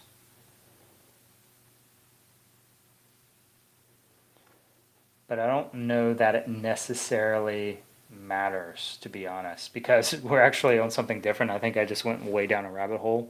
But anyways, what is a web shell? We're supposed to be looking at web shell, and I thought we may have been able to connect it back to the process injection or the process migration. Ah, there we go. We got the spammer popping in. Heck yeah. I've been waiting on you. I love the names. They're just like random names. All right, so let's go back over here and see what we can see. So this is this code here. We're looking at it. We have it done by time. So afterwards, and I'm so sad my scrolly mouse isn't working here. So afterwards, we see this attrib. We see them target an ASPX file, like they remove permissions. Maybe they're doing a file write as well. So they remove permissions. We would expect them to write to it. So I think I have this is a thread. This should be the file writes here. So we would expect a file write to an ASPX file at some point. So likely after this. So it should be something seeing something after 12:52:09. So let's see. 12:54, 12:51. So should be somewhere around here if we were to see it. Unless the date's, oh, we gotta get the date. So the date is the 8th. 12:52, so should be around here. We just see PS1 files. We don't see anything writing yet. Just clean manager, unless that's doing something. This is all file writing, by the way, so image, target file. I don't know what these are. Unattend provider. These are all interesting temporary DLLs. Let's see. We're still looking. So this is where after the ransomware ran, right? We see the readme.txt. I don't see the ASPX files in here that I was expecting to see. Because surely they wouldn't be before. Does it make sense? We're at a couple of days earlier here, so it doesn't make sense. Let's see if we can do a look around of all activities around our ASPX execution. So we'll do a duplicate here so we still have all our progress. And what we're going to do is we're just going to narrow it down. We just got to find the file again. 52.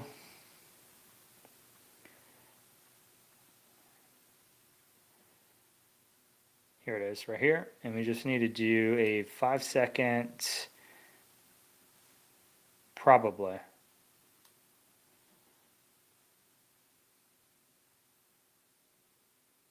Here it is, this white one. I lost my place for a second. So probably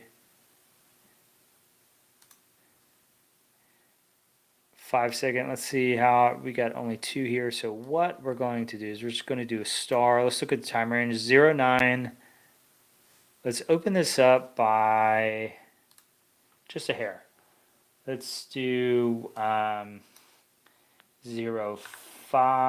to 14. So we have a little bit of a window, right? Still only 2 events, which is fine. And 73 events now. Let's see what we have. It's quite a bit, isn't it, for what we're doing.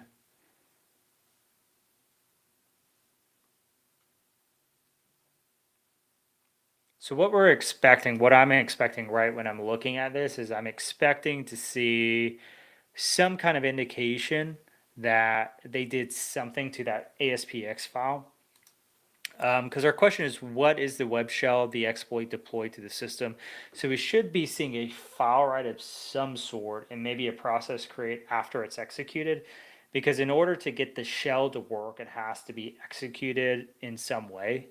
And sometimes it's as simple as just simply navigating to the page should execute it. But we looked earlier in the ISS logs and we didn't see where they navigated to it. But this is interesting that we're seeing this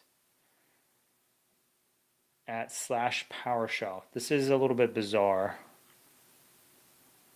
And it's at 1252.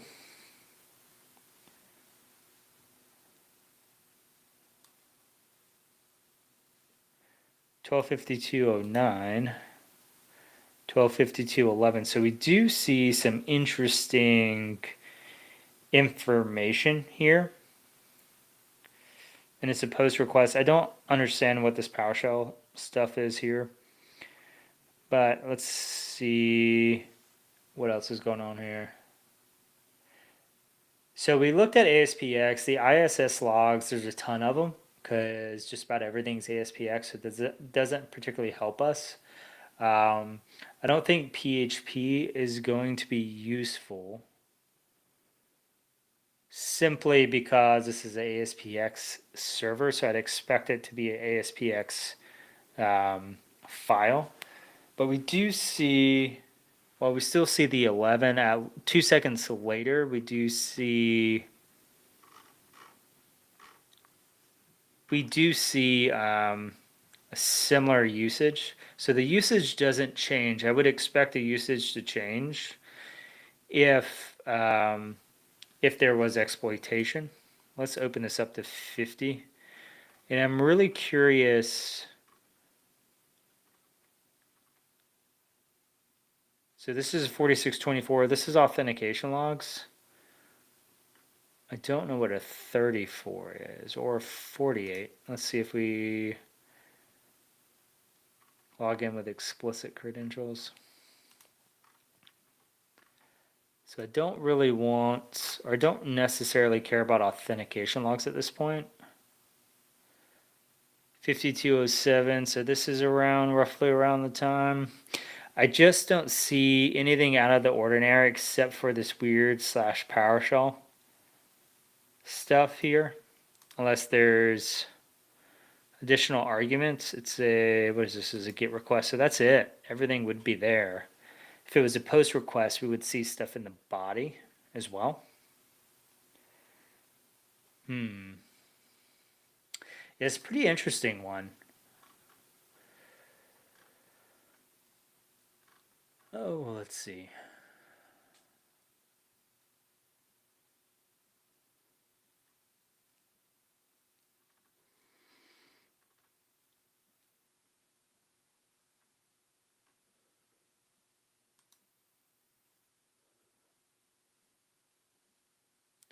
So I might cheat on this one if I can't figure it out in a second. Like I'm almost positive what we're seeing here is correct.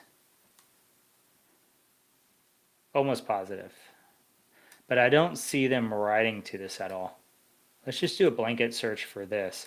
Like this is weird because they adjust the attributes to this particular file, but I don't see them write it, or I haven't yet. So we may just be missing the logs here. And this is where your star ASPX, Din Siak, this is where you're talking about it at.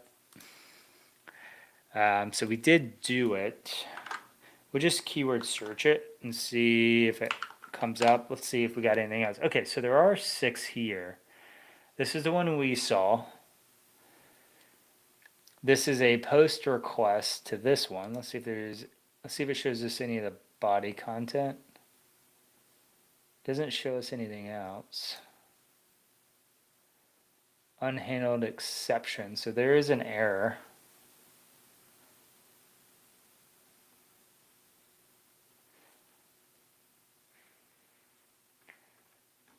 Let's see. And ours was done at 12:52:09. But I would still expect to see a file write on the system somewhere. So it's interesting. Like this is weird, but I don't have a log to properly trace it. So we see the file write. Yeah, it's weird. Let's see if we can look up the answer because I'm curious. I want to know how other people did it. Conti, THM. Let's see. I'm never opposed to slightly cheat. If you're not cheating, you're not trying. So we answered this. So what is the web shell? Yep, we were correct. So they did filter by that.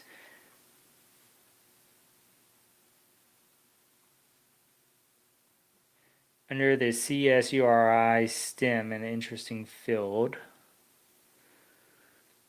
So we see it, but they don't indicate there's anything that actually stands out about this one, which is kind of annoying. I hate when they do this.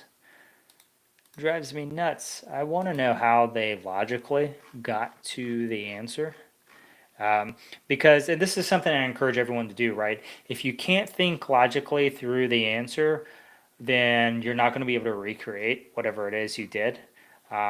So until you are able to reason through the solution, keep at it. Try to figure out how to reason through the solution.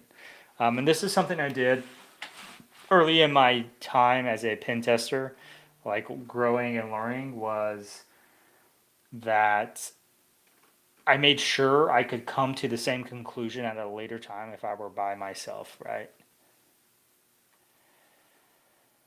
Let's see, filtered, ASPX, blah, blah, blah.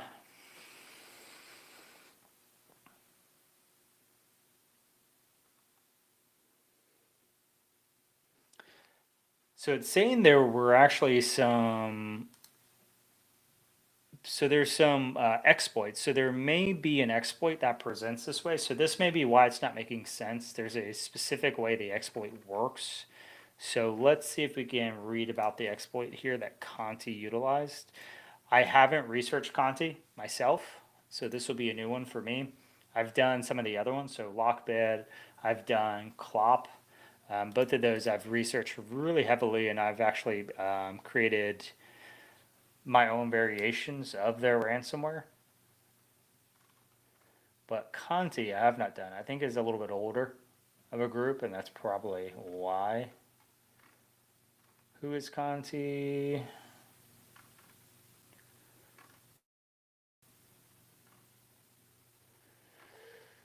Let's ask chat.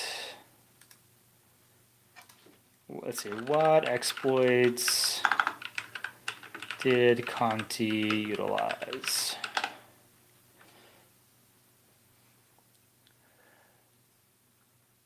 So they use zero logon. Cool. Print Nightmare, Microsoft Windows, ProxyShell. Okay, so they probably use ProxyShell, I bet, because it is targeting Microsoft Exchange, which is what we're investigating. So let's see if AI can help us better understand these.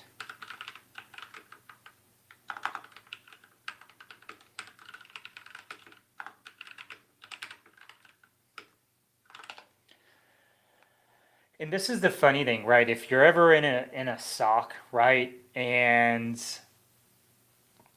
maybe you get like some intel that says something is utilizing a specific exploit, well, don't ever guess at how the exploit is actually working. Make sure you're doing research. Make sure you're working with your CTI team, so Cyber Threat Intel team, to get information about the exploitation. Look at blogs. Because usually someone has a walkthrough, especially if there's a proof of concept code out there, and you can take that information and then get a general idea of where it's going to present itself, so that based on your knowledge of your environment, you can have a good guess of the logs and accurately search your logs, search your environment for the attacks related to that exploit. So pretty much what we're doing here, right, is we need to understand the exploit. So let's see. Initial entry point of the attack chain. The vulnerability feature normalized URL paths. Okay, so they probably use ProxyShell. I have not done. I think is a little bit older of a group, and that's probably why. Who is Conti? Let's see. What's the definition of exploit? Exploit is a as an attacker sends a specially crafted HTTP request to client access service 443. So auto discover, we did see auto discover. This confuses because the server bypass access list and grants the attacker access to an internal backend server as a privilege account. Cool. Let's see. The Exchange PowerShell remoting feature has a flaw and somehow handles access tokens that checks for a specific parameter, and if present, deserializes the provided data as a valid common access token without proper validation. Using the backend access gained from the step, the attacker passes a forged access token containing details like a SID. This allows the attacker to impersonate a legitimate, often administrative user and run arbitrary PowerShell commands within the user's context. Interesting. Vulnerability allows the attacker to achieve RCE. The new mailbox export request PowerShell command that is designed. I don't think we saw this one. So I don't think that one's it. So one of these two were probably done, and we can take a quick look and better understand that. Yeah, let's see if we can find it. One of these I have the GET request here. So let me duplicate this. We'll just start, and I'll need source type. We'll just do IIS logs probably. Whatever these are, source type IIS. Let's update this. Equals IIS. All right, so I have a couple of things here, right? So based on feedback, I hate when people are blowing me up. My phone's vibrating. I'm trying to be professional. What the heck? Okay, so it's one or two is what we've done. We got Den up here. Den Siak is agreeing with me, or is in. We're thinking the same bandwidth here. So we're looking for something related to auto discover. We're looking for a parameter related to cat. I don't know if we can see parameters in here. So we may be kind of SOL. Or headers. I think it looked like a header, but maybe not. So let's look for auto discover. Here's a PowerShell. So I guess there was. Maybe this is how you access the commandment, perhaps. I don't know. Let's actually. Oh, there's 2,000. Oof, that's a lot. Let's see if we can sort. Here's auto discover. And this is all looking like it's sourced from itself. This is all loopback, which is kind of interesting. We would expect perhaps like a separate IP for the attacker. Let's ask to see if it can, so for 1 or and 2, how might the exploit present itself in IIS logs or Windows event logs?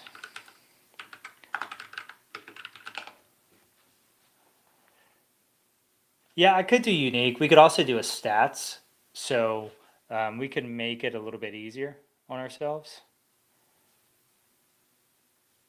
Let's see, unusual request attackers targeting autodiscover.json or mappy.nspi. I don't know that we might see cookies here. Presence of an email, query parameter, or a cookie that includes the string autodiscover. Interesting.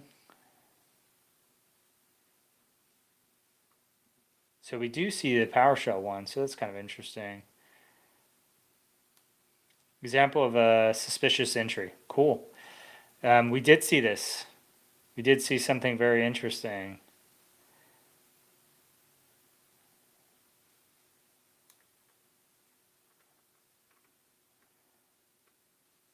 we did see that here.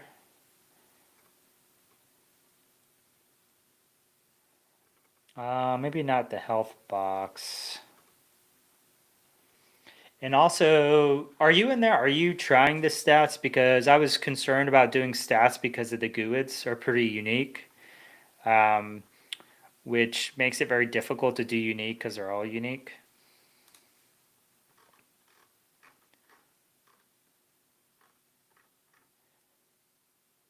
Here's health box. So it should be. I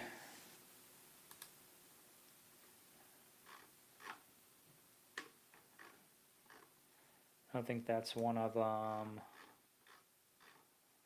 Oh, here we go. Here's one. That's calendar though. But I bet it's probably more likely to be earlier. Here's the PowerShell one. That's interesting. We haven't seen a lot that, here's more PowerShell. We haven't seen a lot that have a separate IP, except for the ones in the first page.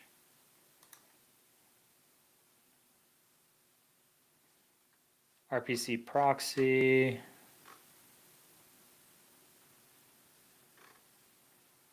All right, so that was page 9. Let's go back to page 1. So auto discover.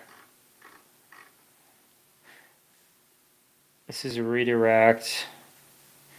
Let's do by time, because I think our timestamp for the bad stuff is going to be 9/08/1253.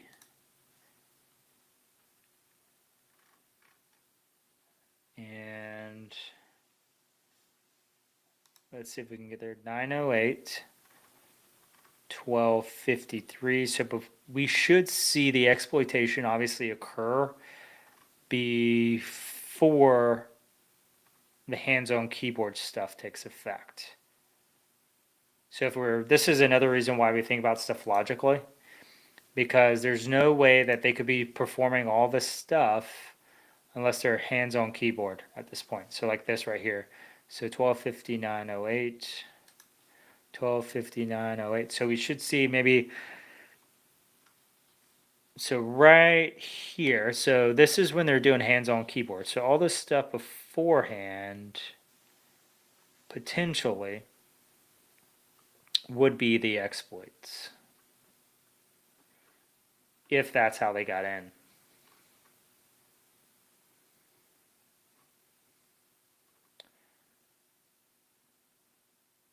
And I'll show you what I was talking about as well. Dinsiak, where if we just did like stats, this will do all the deduping for you.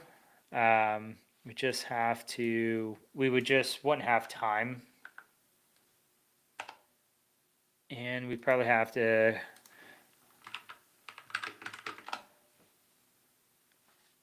you can see we'll have the count, but a lot of the counts are going to be ones. And again, it's because of the GUID. The GUIDs are so unique. Here's this Ben O'Keefe guy. That's kind of interesting. But that's what I was talking about.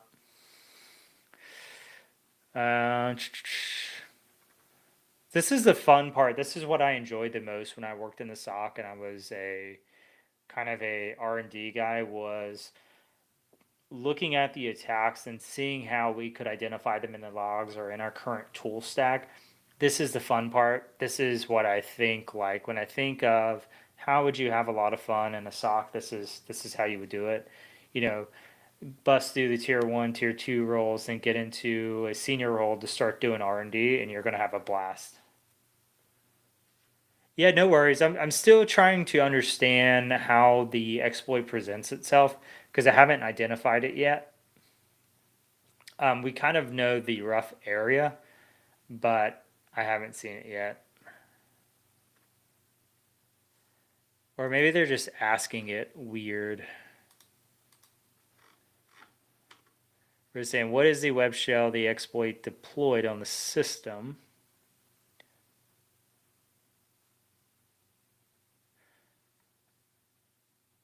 What three CVEs did this exploit leverage? What is the command line that executed the web shell? Like, we have all this. Yeah, pretty much. Yeah. Well, we have the exploits, a pretty good idea of what the exploits were that were utilized, but I don't have evidence yet that shows the exploits actually working successfully. Like, we see that they got onto the system here pretty clearly.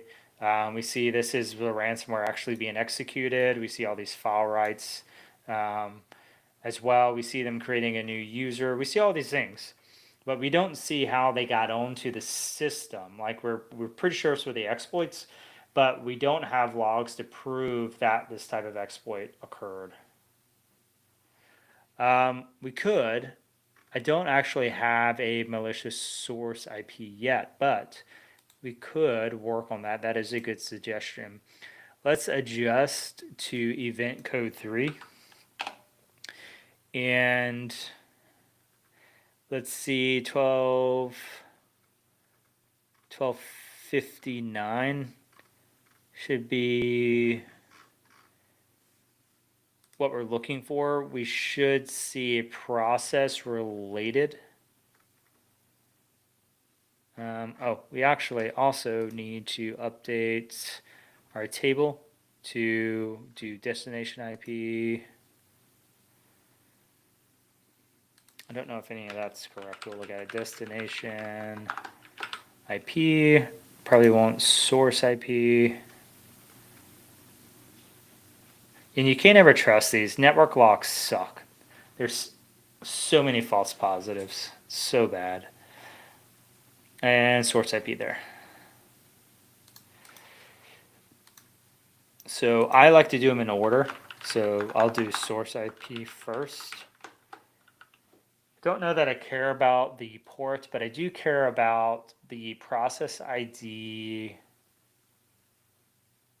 And I do care about, there may be an image field. That's what I want, image. So we'll do image and process ID. That should have everything. Okay, perfect. Now we are looking for our time, which is 12:59 on 9/8. So we should be pretty darn close here to making it, defining it. And theoretically, let's get rid of this. I don't really care about system, at least right now. And we're looking for a process that is tied to, I would expect an external IP, but that may not be the case here. So we should see something communicating out.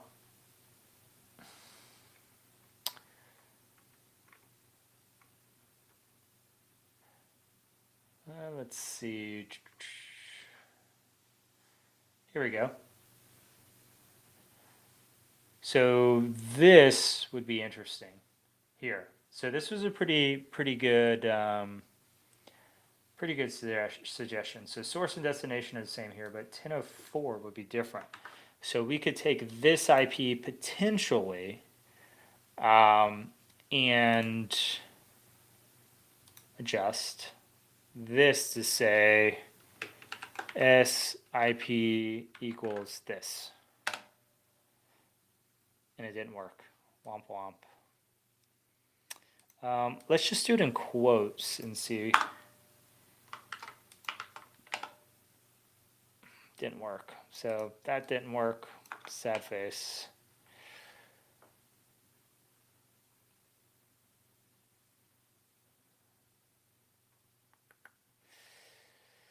But it could be the 1006. I was guessing that 1006 was this IP because it's the source and destination in some of the spots, so I would expect 1006 to be the IP there.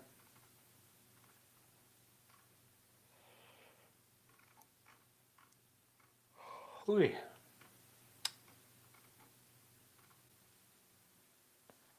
Huh, 1004. I wonder if we can find this IP in anything else. Let's just do this. Let's do a blanket search and see if we can find it anywhere.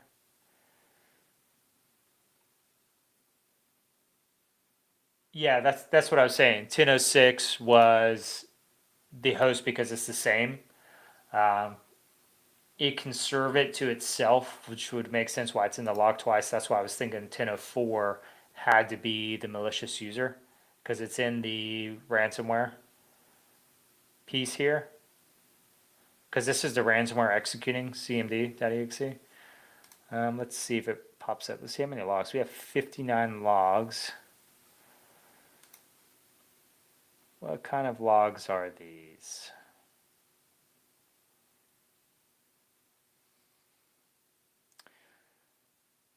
So it's querying for this internal host and it's getting the 10.4. So these are all DNS logs, perhaps. So yeah, this is tough. And it could just be how they simulated the lab, which is why it's throwing us off. Totally possible. That's kind of one of the hard things to replicate sometimes in the labs, is to show a clear attack chain. So we may be kind of crap out of luck. But I would still expect to see the exploit somewhere.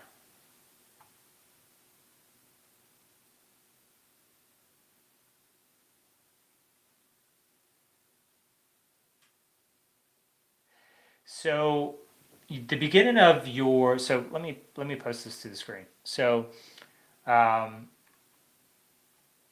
Siak is reasoning through this. So the beginning is correct. Bad actor utilized an exploit to deploy a web shell in the system. Correct.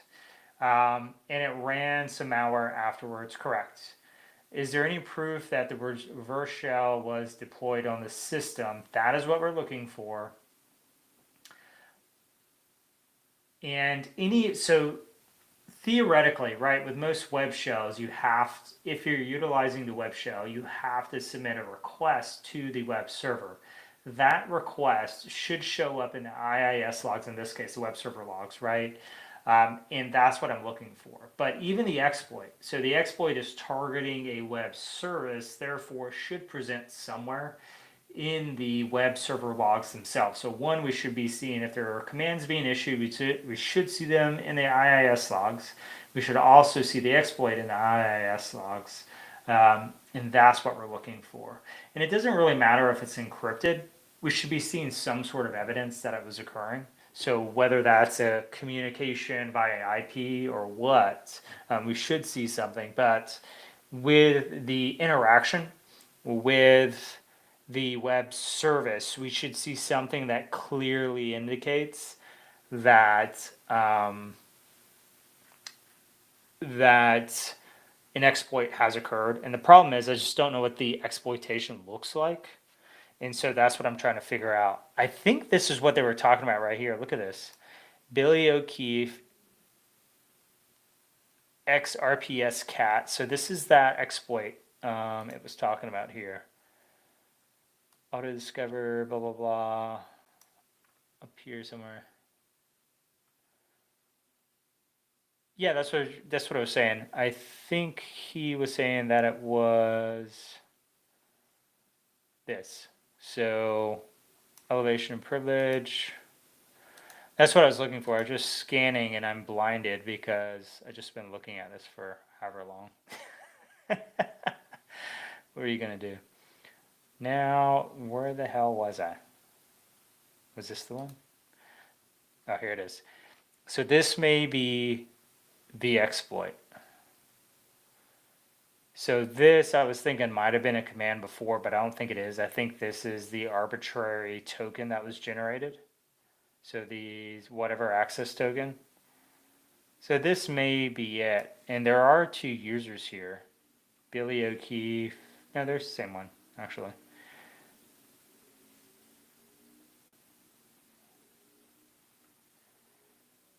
surely there's more to this. Let's see. Let me look up a POC. So there's probably a POC up here somewhere. ProxyShell. Let's take a peek. Could be. You are correct. We're not seeing the actual body of any post request. We're only seeing the GET request. Well, anything that shows up in the URL parameters we're seeing. And it may not be. So let's dig into looking at the exploit and see what it looks like.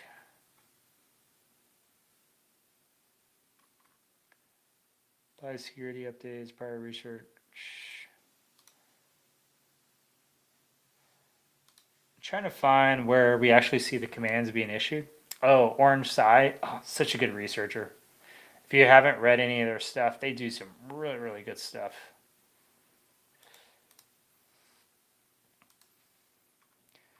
I'm just following all these trails at the moment. Okay, here we go. So, Exchange.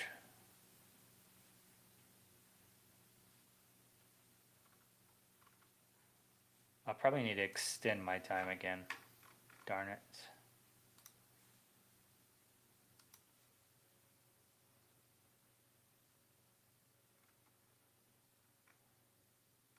Okay, good. All right, sorry, back. I was just extending my time.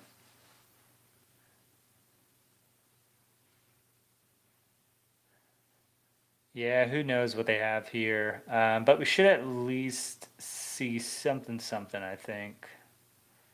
So this is them going over their stuff. Here's the Exchange Auto Discover at foo.com. Here we designed the following URL to abuse the normalization process of explicit login. Okay. That is pretty sick. Look at that. Faulty URL normalization lets us access an arbitrary backend URL when running as the Exchange server account. Although this bug is not as powerful as a ssurf, we could manipulate only the path part of the URL. It's still powerful enough for us to conduct further attacks. This is crazy. Like it's showing as NT authority system. I'm sure it just depends on what level you're running it at. But still, here's that cat token. So maybe we'll see an example of the cat token.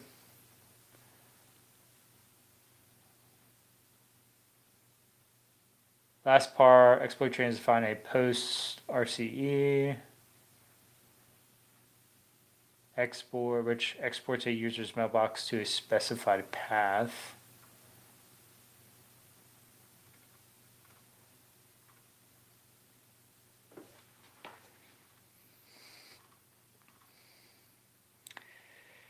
Malicious PowerShell, so they're just using a PowerShell script to do it.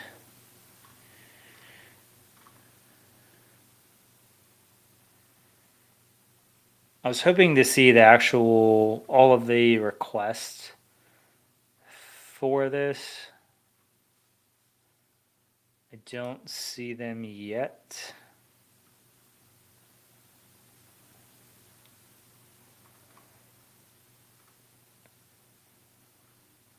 It's vulnerability database.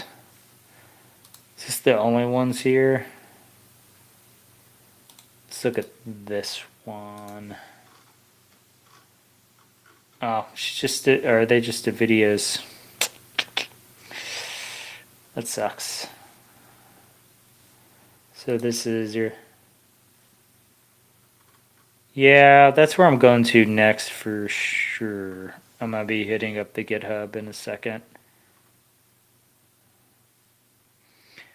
Started blocking dangerous behaviors. Spawn. We spent a little time bypassing. We found the offender blocks this if we call CMD directly. However, we first copy CMD to a random under web root via script. That's funny.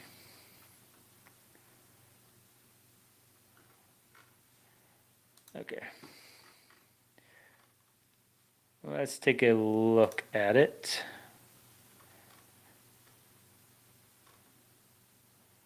So this is it, trying to map it. Oh, interesting. So I wonder if any of these match. So there's specific mailboxes it's targeting. So let's see if any of these match. So AA 201 ED9.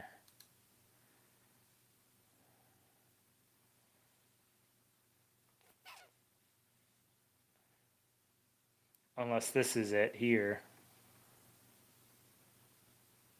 Here's that NSPI as well. We saw that.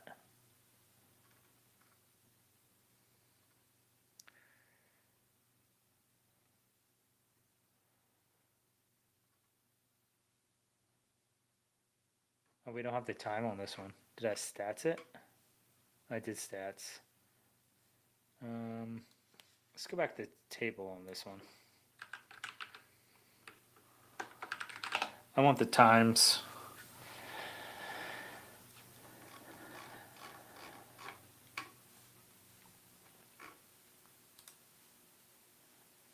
So we're looking at the 1289, 1259. So this is where we start seeing the funky stuff. So here's that one mailbox, DE34. Let's see if we see that in here. DE34. So that's not one of these.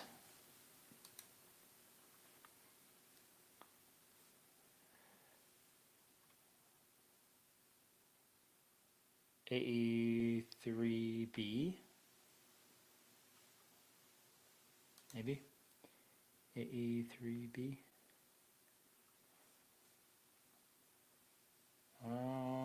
Let me do this.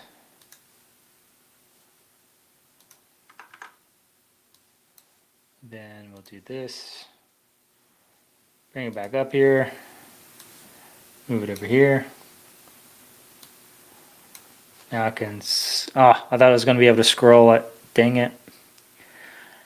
Maybe not. So 1258. So we should be seeing it roughly around here, I would expect. Again, we're expecting the exploit to have occurred before all the hands-on keyboard stuff because it just makes sense, right? We should see exploitation, which is the initial access, and then we should see follow-on activities. So this may be a little bit early. This doesn't look like anything related to it.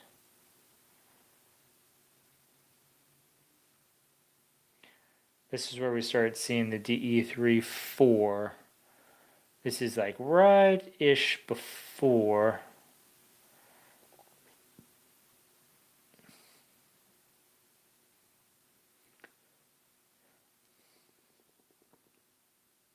And I know I'm being probably super annoying with doing this, but I don't understand still how it works. And that's what I'm trying to figure out.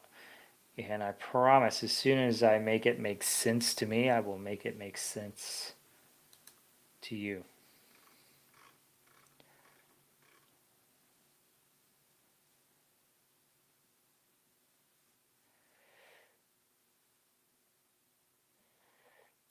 And, all right, so right about here should be roughly where it was done. And see, that's the problem, right? We saw all that stuff earlier. DINSIAC, we saw it all earlier at a different point in time, but we don't see it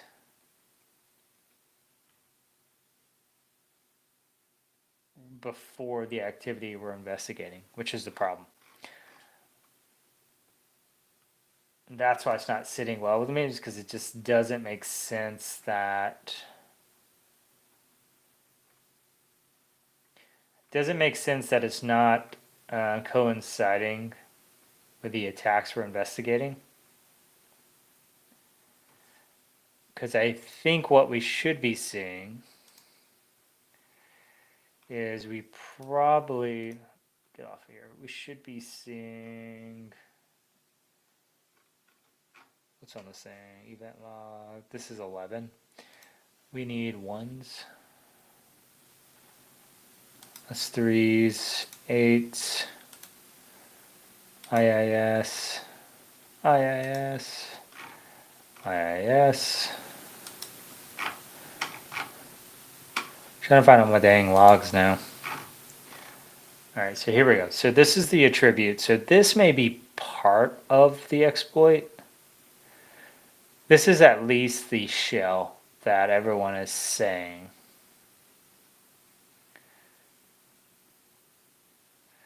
This is occurring at 1252 is the shell. So that makes sense why we're not seeing it up there. So we should be seeing it back here. All right, okay, so this makes sense. So this is likely where the exploitation is occurring. And this is probably pretty unique here.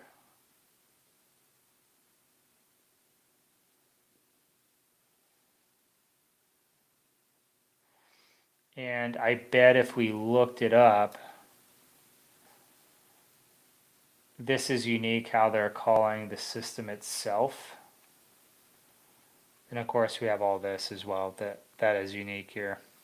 Here's our file that's being accessed at 12:51:36.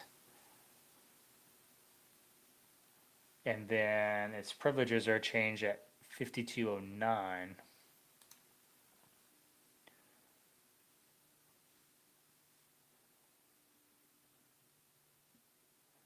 We see it accessed again here.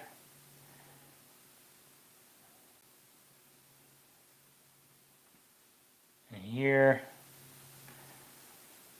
Source IP is 10.10.06. So this is itself. So we're not actually seeing a true source here.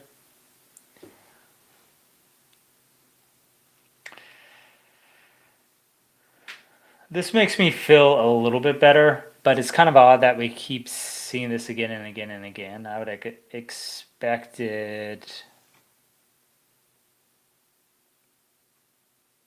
a shell. I would expected this shell by exploitation and then a shell created, and we see in these threes something funky occurring. So these are the threes. So 1250. Oh, did it die? Don't tell me it frickin' died.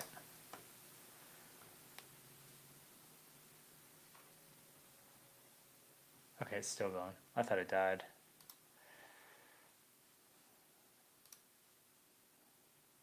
Okay. And so we're looking for 1252. So here is a different one here, right? We're seeing a 10.10.10.2. Also, what throws me off is the fact that these are all like internal, which is goofy. So let's do this. Let's say we're 1050 or 10.10.10. 1050 or 1252 here.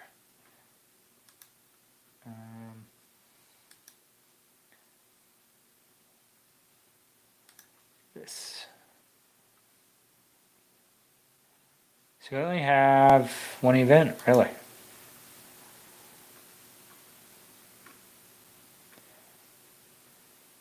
Interesting, but it is PowerShell.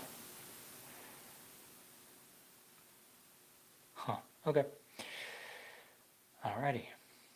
Okay, so let's go ahead and fill out these questions. So what is the web shell deployed on the system? So we know it is this guy, but we probably need just the file name.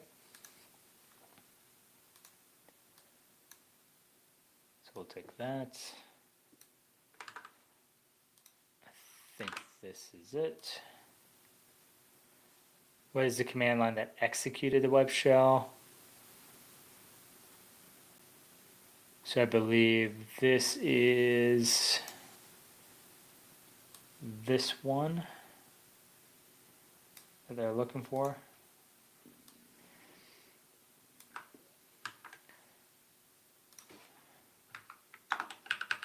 Trib-r ProxyShell.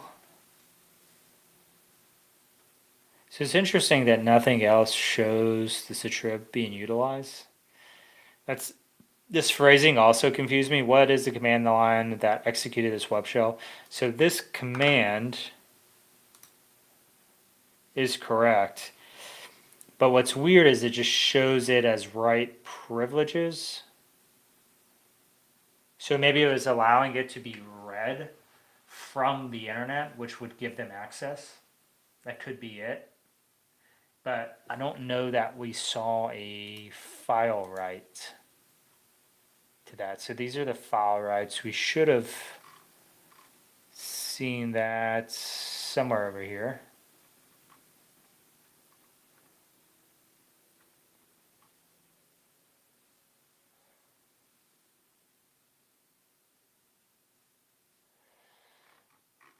Is this I'm trying to remember, are these file writes? Or are these the remote threads? No, these are file writes. Huh. Yeah, I was expecting a file write to coincide with that as well. But we also didn't see a file write of the writing of the shell, which is peculiar.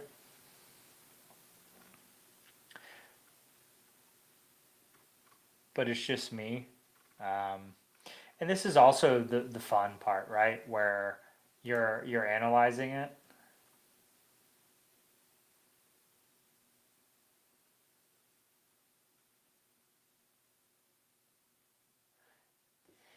Yeah, I like to know what color pants they wear.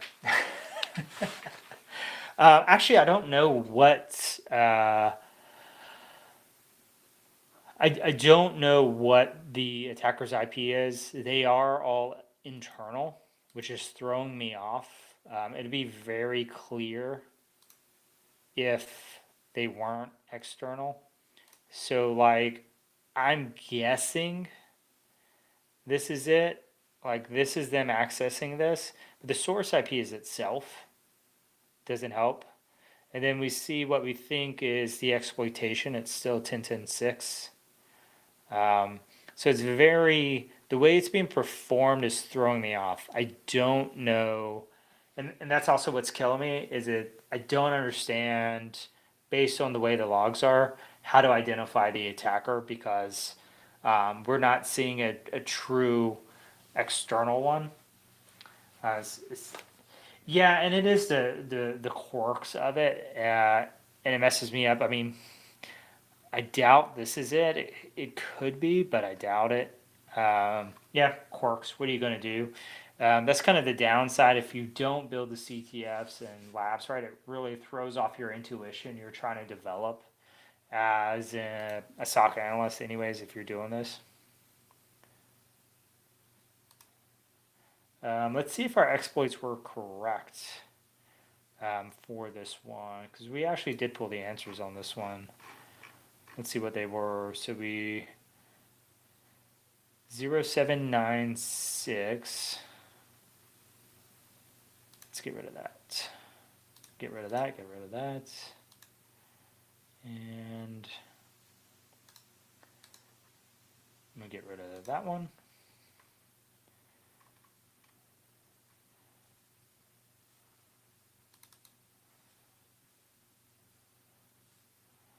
Pull this over to the side. I just want to see. So there's none of that one. 1 through 3. There it is. 4, 3. Nope, that's not it either. 1, 3, 3, 7, 9.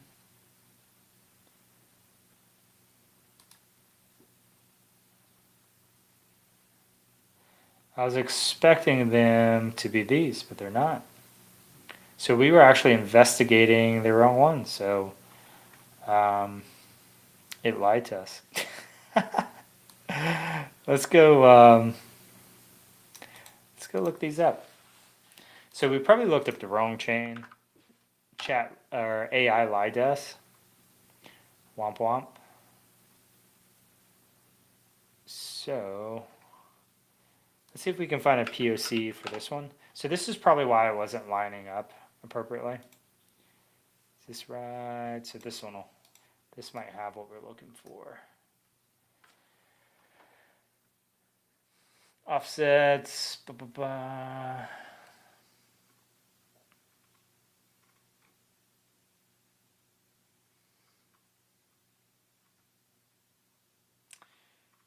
And is this the other ones? So there's that one. These other ones aren't in here. Look at the time frame of these, right? So a lot of people think systems are patched pretty quickly. That's not always the case. So we have a 2020 exploit and two 2018 exploits, which is pretty interesting to see. Welcome if you're just joining us. We're just beating our heads against the wall and having a good time while we do it, though. You know. Let's take a peek at the Python code. See what we have in here. So what we're looking for when we're looking through this is the request that actually gets sent. But the exploitation could happen in multiple ways, right? It just depends on what's occurring. And I'm not familiar with this, but it's targeting an external service. So we should see some sort of, here's the service connection. So we should see them targeting specific things, maybe specific values that they're sending over to the service that allows them to get their get execution. I don't know. Let's look.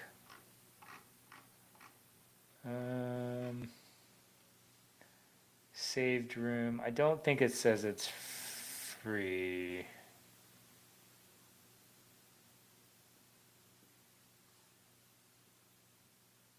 I don't think it's free.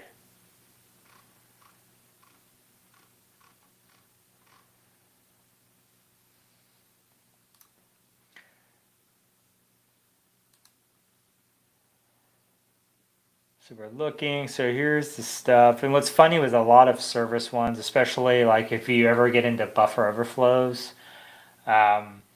you'll see where you do a network connection, you establish a handshake, and then you push a specific set of data over. And as the data is rolling around through the targeted service, is where all the exploitation happens.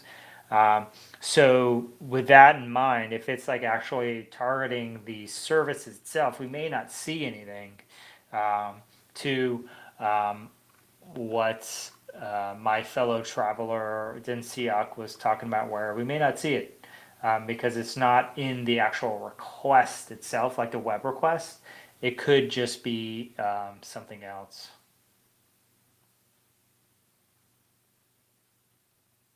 Yeah, I did that one the other week. That was a fun one. I don't know if I finished that one or not, actually.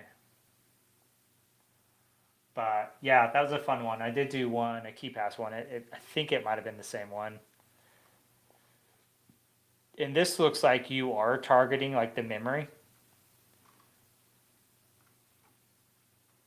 So that's pretty fun. Let's see if there's any like HTTP.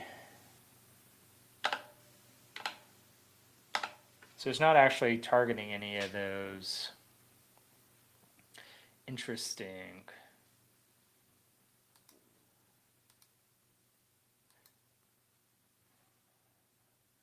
Did you finish the key pass one?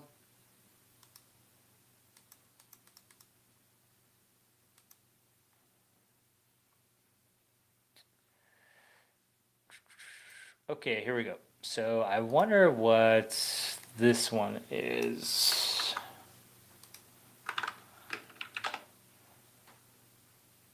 This is a FortiGate one? No.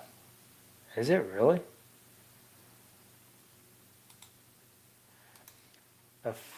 This doesn't even make sense.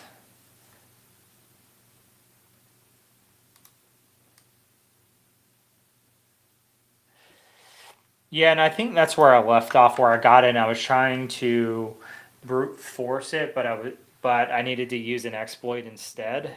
And I was screwing around with doing the brute forcing before I got off for the night. But if it's not a complex password, you can use JTR to do our hashcat, obviously.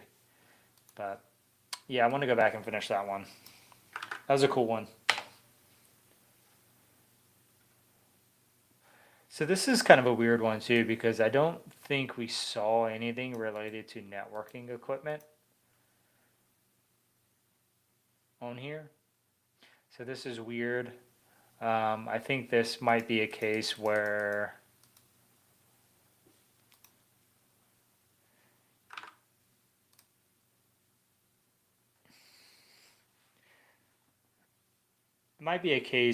this isn't, well, one, we might not be looking at the correct one either. Is this the same?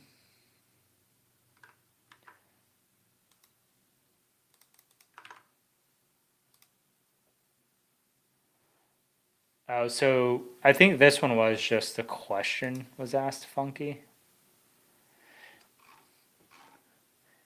which is one of the problems when you do these types of things, right? You're like maybe looking too deep into the question. What 3 CVEs did this exploit leverage?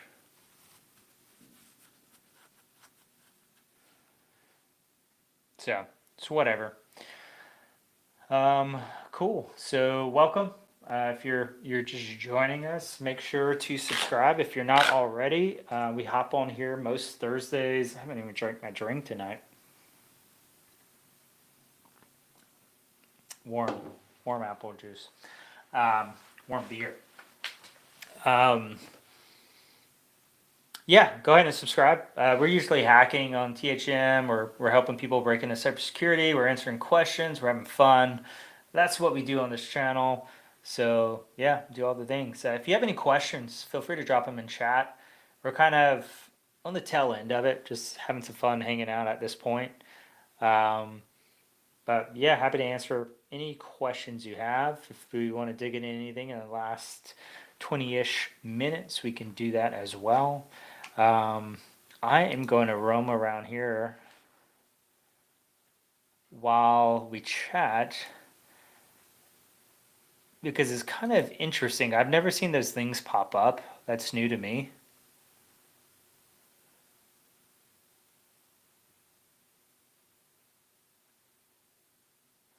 I don't mind. I will tell you what I don't enjoy is the sim or the sock emulator or simulator. That stuff gives me nightmares.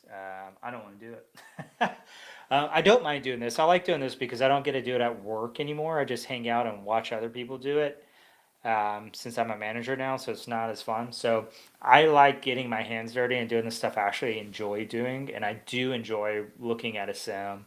I enjoy problem solving like we were doing here. I just wish it was the actual, we had the logs or more leeway to investigate the actual exploit. That's what I love to do. I love to find new stuff. I love to shore up areas I don't know, learn new things. Yeah, I don't mind at all, man. I love hacking in general. I like cybersecurity stuff.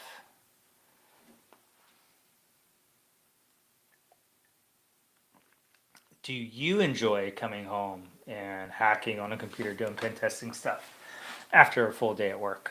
How about that one? Let me flip it around on to you. Yeah, I can. Yeah, I can definitely answer that because I've been working on that at work, better defining the roles and what the expectations are. For a tier two, for sure, looking for someone who is really strong in at least one sim, understands some nuances of major types of attacks, or at least how to look. So, what I would expect in a like a tier two or L2, like a level two SOC analyst, would be really good answers also to incident response questions, right? Like if I asked you, hey, you're an analyst, you're working, you identify that malware successfully executed on a laptop, what would you do if you were leading the incident as, like, say, an incident commander or whatever? I'd expect really detailed, really strong answers there, because really, if when I'm hiring a tier two, and I'm gonna just call them tier two because that's what we call them, I am.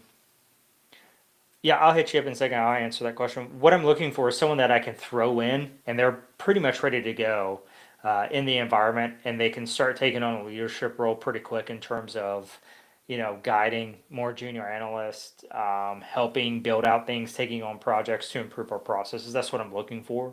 Someone that I don't really have to worry about. They should almost be ready to rock and roll. That's what I'd be looking for. Is there anything specific like what I'm looking for on a resume, or because I know I spoke to the interview more than anything? For a VM, I'm just running Kali, and I'm running it on VMware.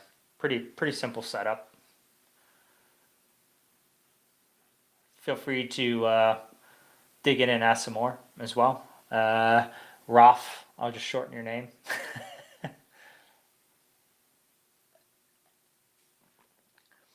Like certification wise with tier two, I'd say probably the same as a tier one. It's just how they respond in an interview that's really going to set them apart more than anything. But it would be great as a tier two to see. I'm trying to think what a good what else would be good to have on a resume, because like blue team level one or any of those SOC level one would be. I would be looking for now with the tier one. With the tier two, I'd be looking for a deeper dive into some ish specialty. Like they should be starting to specialize at that point as well. So are they leaning into forensics, leaning into malware analysis, or are they leaning into maybe even detection engineering? But they should be able to really dive into a specific topic and talk at length about it as a tier two. With malware stuff, I mean, I'm not talking about give me what the offsets are for certain file formats or whatever. Who cares, right? You can Google that. But talking through how you would do some pretty just not even basic, but like intermediate level malware analysis, maybe, or talk about how you would process pretty common forensic artifacts like prefetch or RDP cache or shell bags, things like that.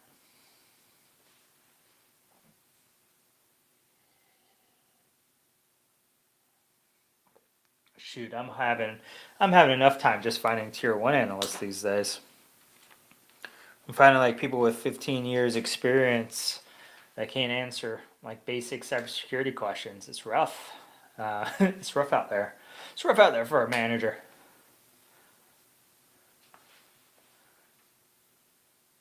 Yeah, man, always happy to answer questions about what I'm looking for, and everyone's different too, right? What I'm looking for may be different. Like I've seen tier threes come from other organizations, and I wouldn't even consider them a tier two in mine. So it's different everywhere.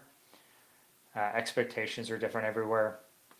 It is what it is, and that's kind of the nature of the beast. I mean, I've had tier threes come from somewhere else. I'm like, I'll give you a tier one role. Like, like, I mean, when it also depends on what the responsibilities are. Like, we expect a lot out of our analysts, where a lot of people don't. Like, a lot of organizations will kind of pigeonhole their people where, hey, you're tier one. All you're allowed to do is just go through like 1,000 alerts a day and say yay or nay on them. That's it. If there's any deeper dives, you hand it off. Same with tier two. Tier two, you're just getting a second look at it. And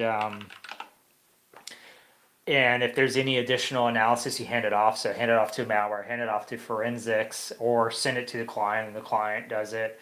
So it just depends. Like every organization is different these days. Even pen testers, I've seen the same, right? You get a pen tester from one org, all their all they've really done is vulnerability scanning. And it's like, what are you going to do with that? You know, that's not a pen tester. A pen tester is not just running Nessus. Like, yes, you should know how to do it, but like, you know, you've been doing pen testing studies. Pen testing, there's a lot to it. You should have a huge tool bag full of tricks. You should understand the hacker methodology. Um, yeah, I mean, you should be pretty freaking solid. So, an apple is not an apple, is what I'm saying here. So, it's sad, but it is true.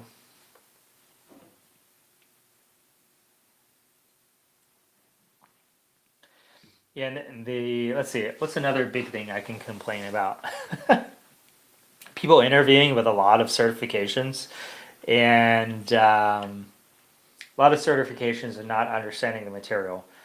So that's a big problem, like, right? People just blast these certifications and they don't internalize the information from them. And so then when they get put into a position where they're forced to use that information critically, they can't, and it becomes a problem.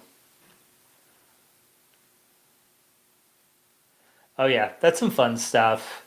Um, I just enjoy solving new problems in general, and that sounds like kind of a stupid thing, but I don't like solving problems that someone else has solved because it's boring. I could just Google it and find it. I like treading new ground, and it can be anything. So like you know, like my job now is solving a new problem, right? It's how to turn an organization into like an amazing organization, right? And that becomes a people problem and a process problem over a technical problem. But technical problem, when I used to solve technical problems, I was like, all right, how do I do this? How do I scale it? How do I create a system where other people can be as effective as I am? So I just like solving problems, and historically, I just bounce around between blue and red problems. But yeah, originally I started out, pen testing is what got me into cybersecurity. I took a web application pen testing course. That was it. I was hooked. I was hooked on cybersecurity. Never looked back. COBOL developer. Nobody is a COBOL developer. Get out of here, Raf. What? Where are you from? The Stone Age?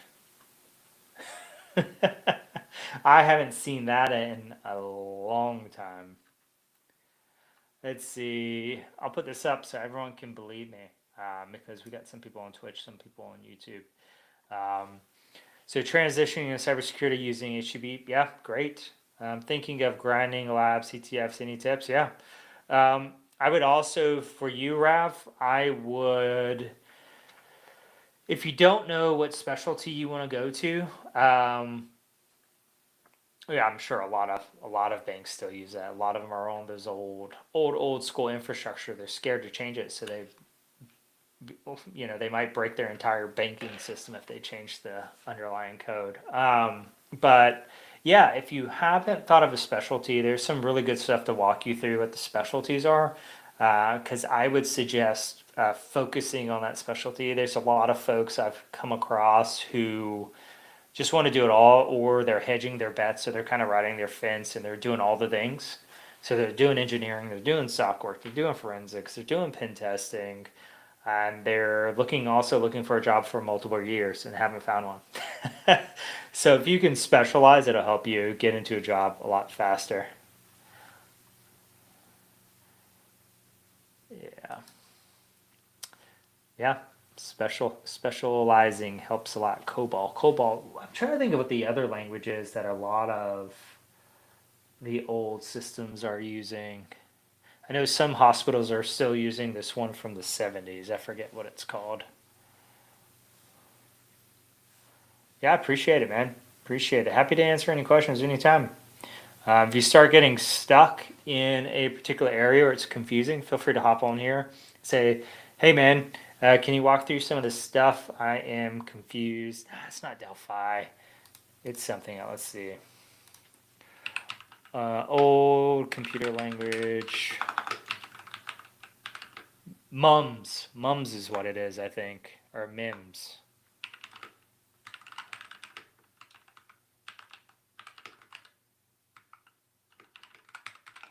Mumps. Maybe it's mumps. It's mumps. There it is. Yeah, mumps is the one I was thinking of.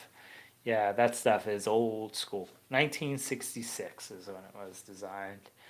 I worked somewhere and I had to learn how to write in that language. And no, I'm not that old.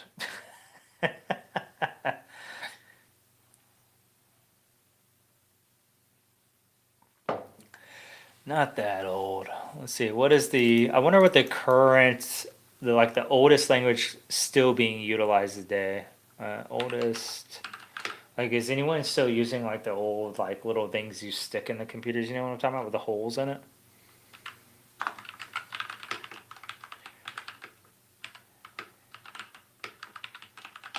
Let's see. Fortran. Jeez. Are they using Fortran in Brazil?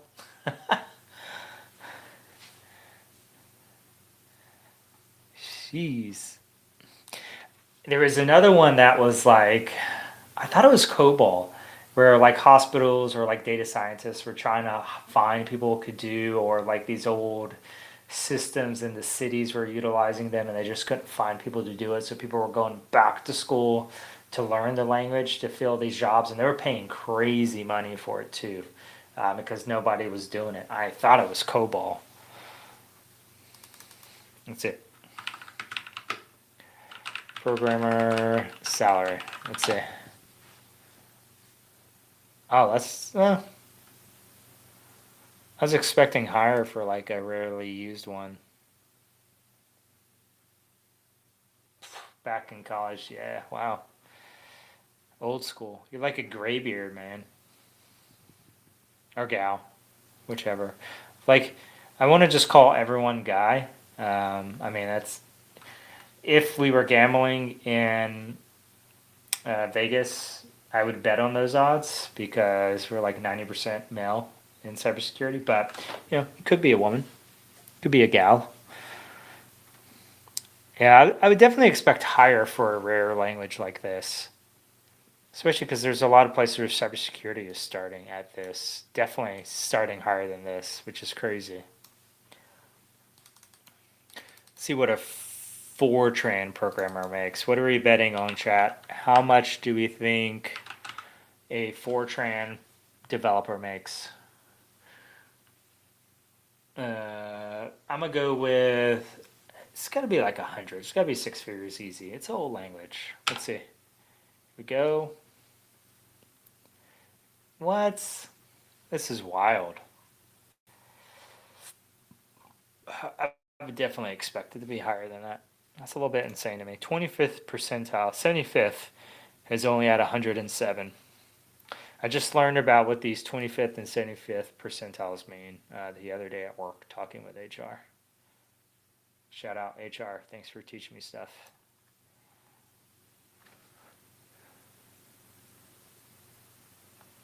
Everyone's like a senior role in Fortran, like super senior. So everyone that can write Fortran is now like 100 years old. Let's see what does Fortran look like.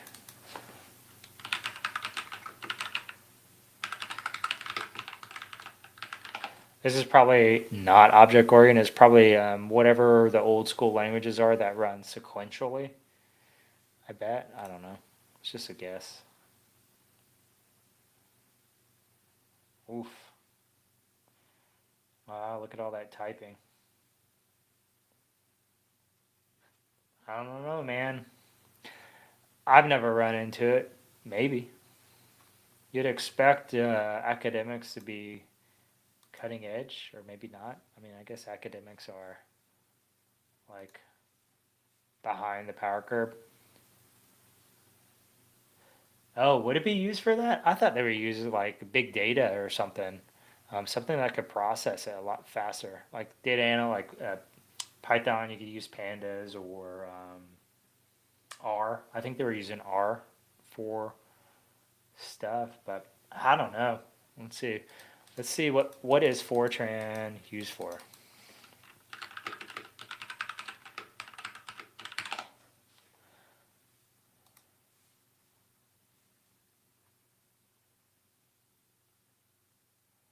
Yeah, so I work at a CSSP, so we do SOC work for other organizations. Yeah, you're right. You're right, Ralph. It is other stuff. It is like academic based stuff. That's interesting. Dominant language and high performance computing. Interesting. And it's used to create programs that benchmark the world's fastest supercomputers. Who would have thought? That's insane. Yeah, what are you going to do? Any last questions before we hop off for the evening? I don't know what I'm going to do. I might have a snack after I get off here. But we learned some stuff today. We had a good time. We learned about Fortran. We learned about mumps again. We tracked down Conti. Went down a deep rabbit hole. It was a good time. Thanks for joining. Whoever popped in from YouTube, we're about to disappear for the evening. But yeah, we're answering last bit of questions. How often do true positives occur for you? So that's a loaded question.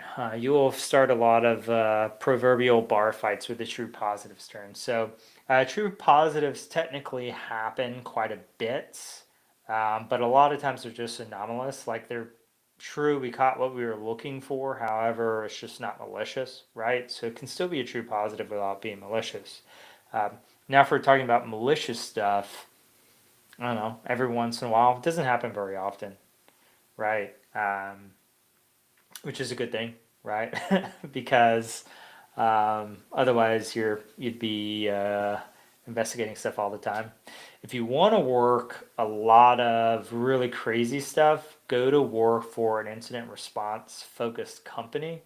They'll keep you busy. So I have one of my really good friends. He's about to go back to work doing this, and yeah, he travels all over the U.S. responding to like ransomware stuff and responding to breaches. Looks fun. Looks stressful also, but would be a good time. If I didn't have a family to take care of, I would definitely do it if I was younger.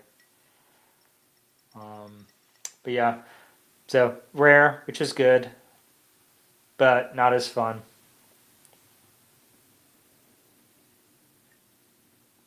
Yeah, I've worked at a couple of CSSPs as well.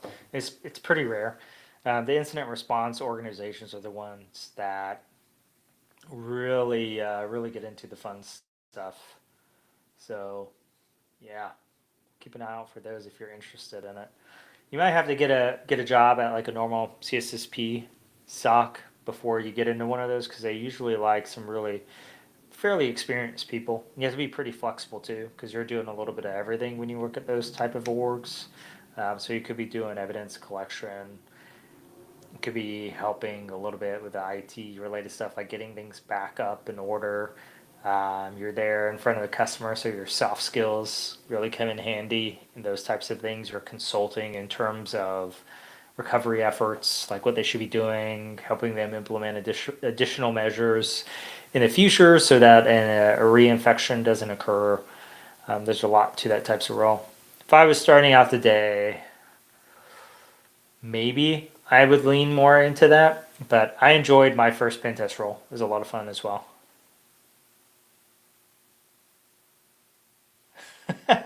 Thanks, Sierra. Yeah, I do a 3 hour stream on Thursday, so it's pretty long. I was just answering some last minute questions before I head off for the evening and have a snack. But I think with that, um, even though Sierra just popped back in, I think I'm gonna hop off for the night. But stay tuned. I'll be back on here next Thursday.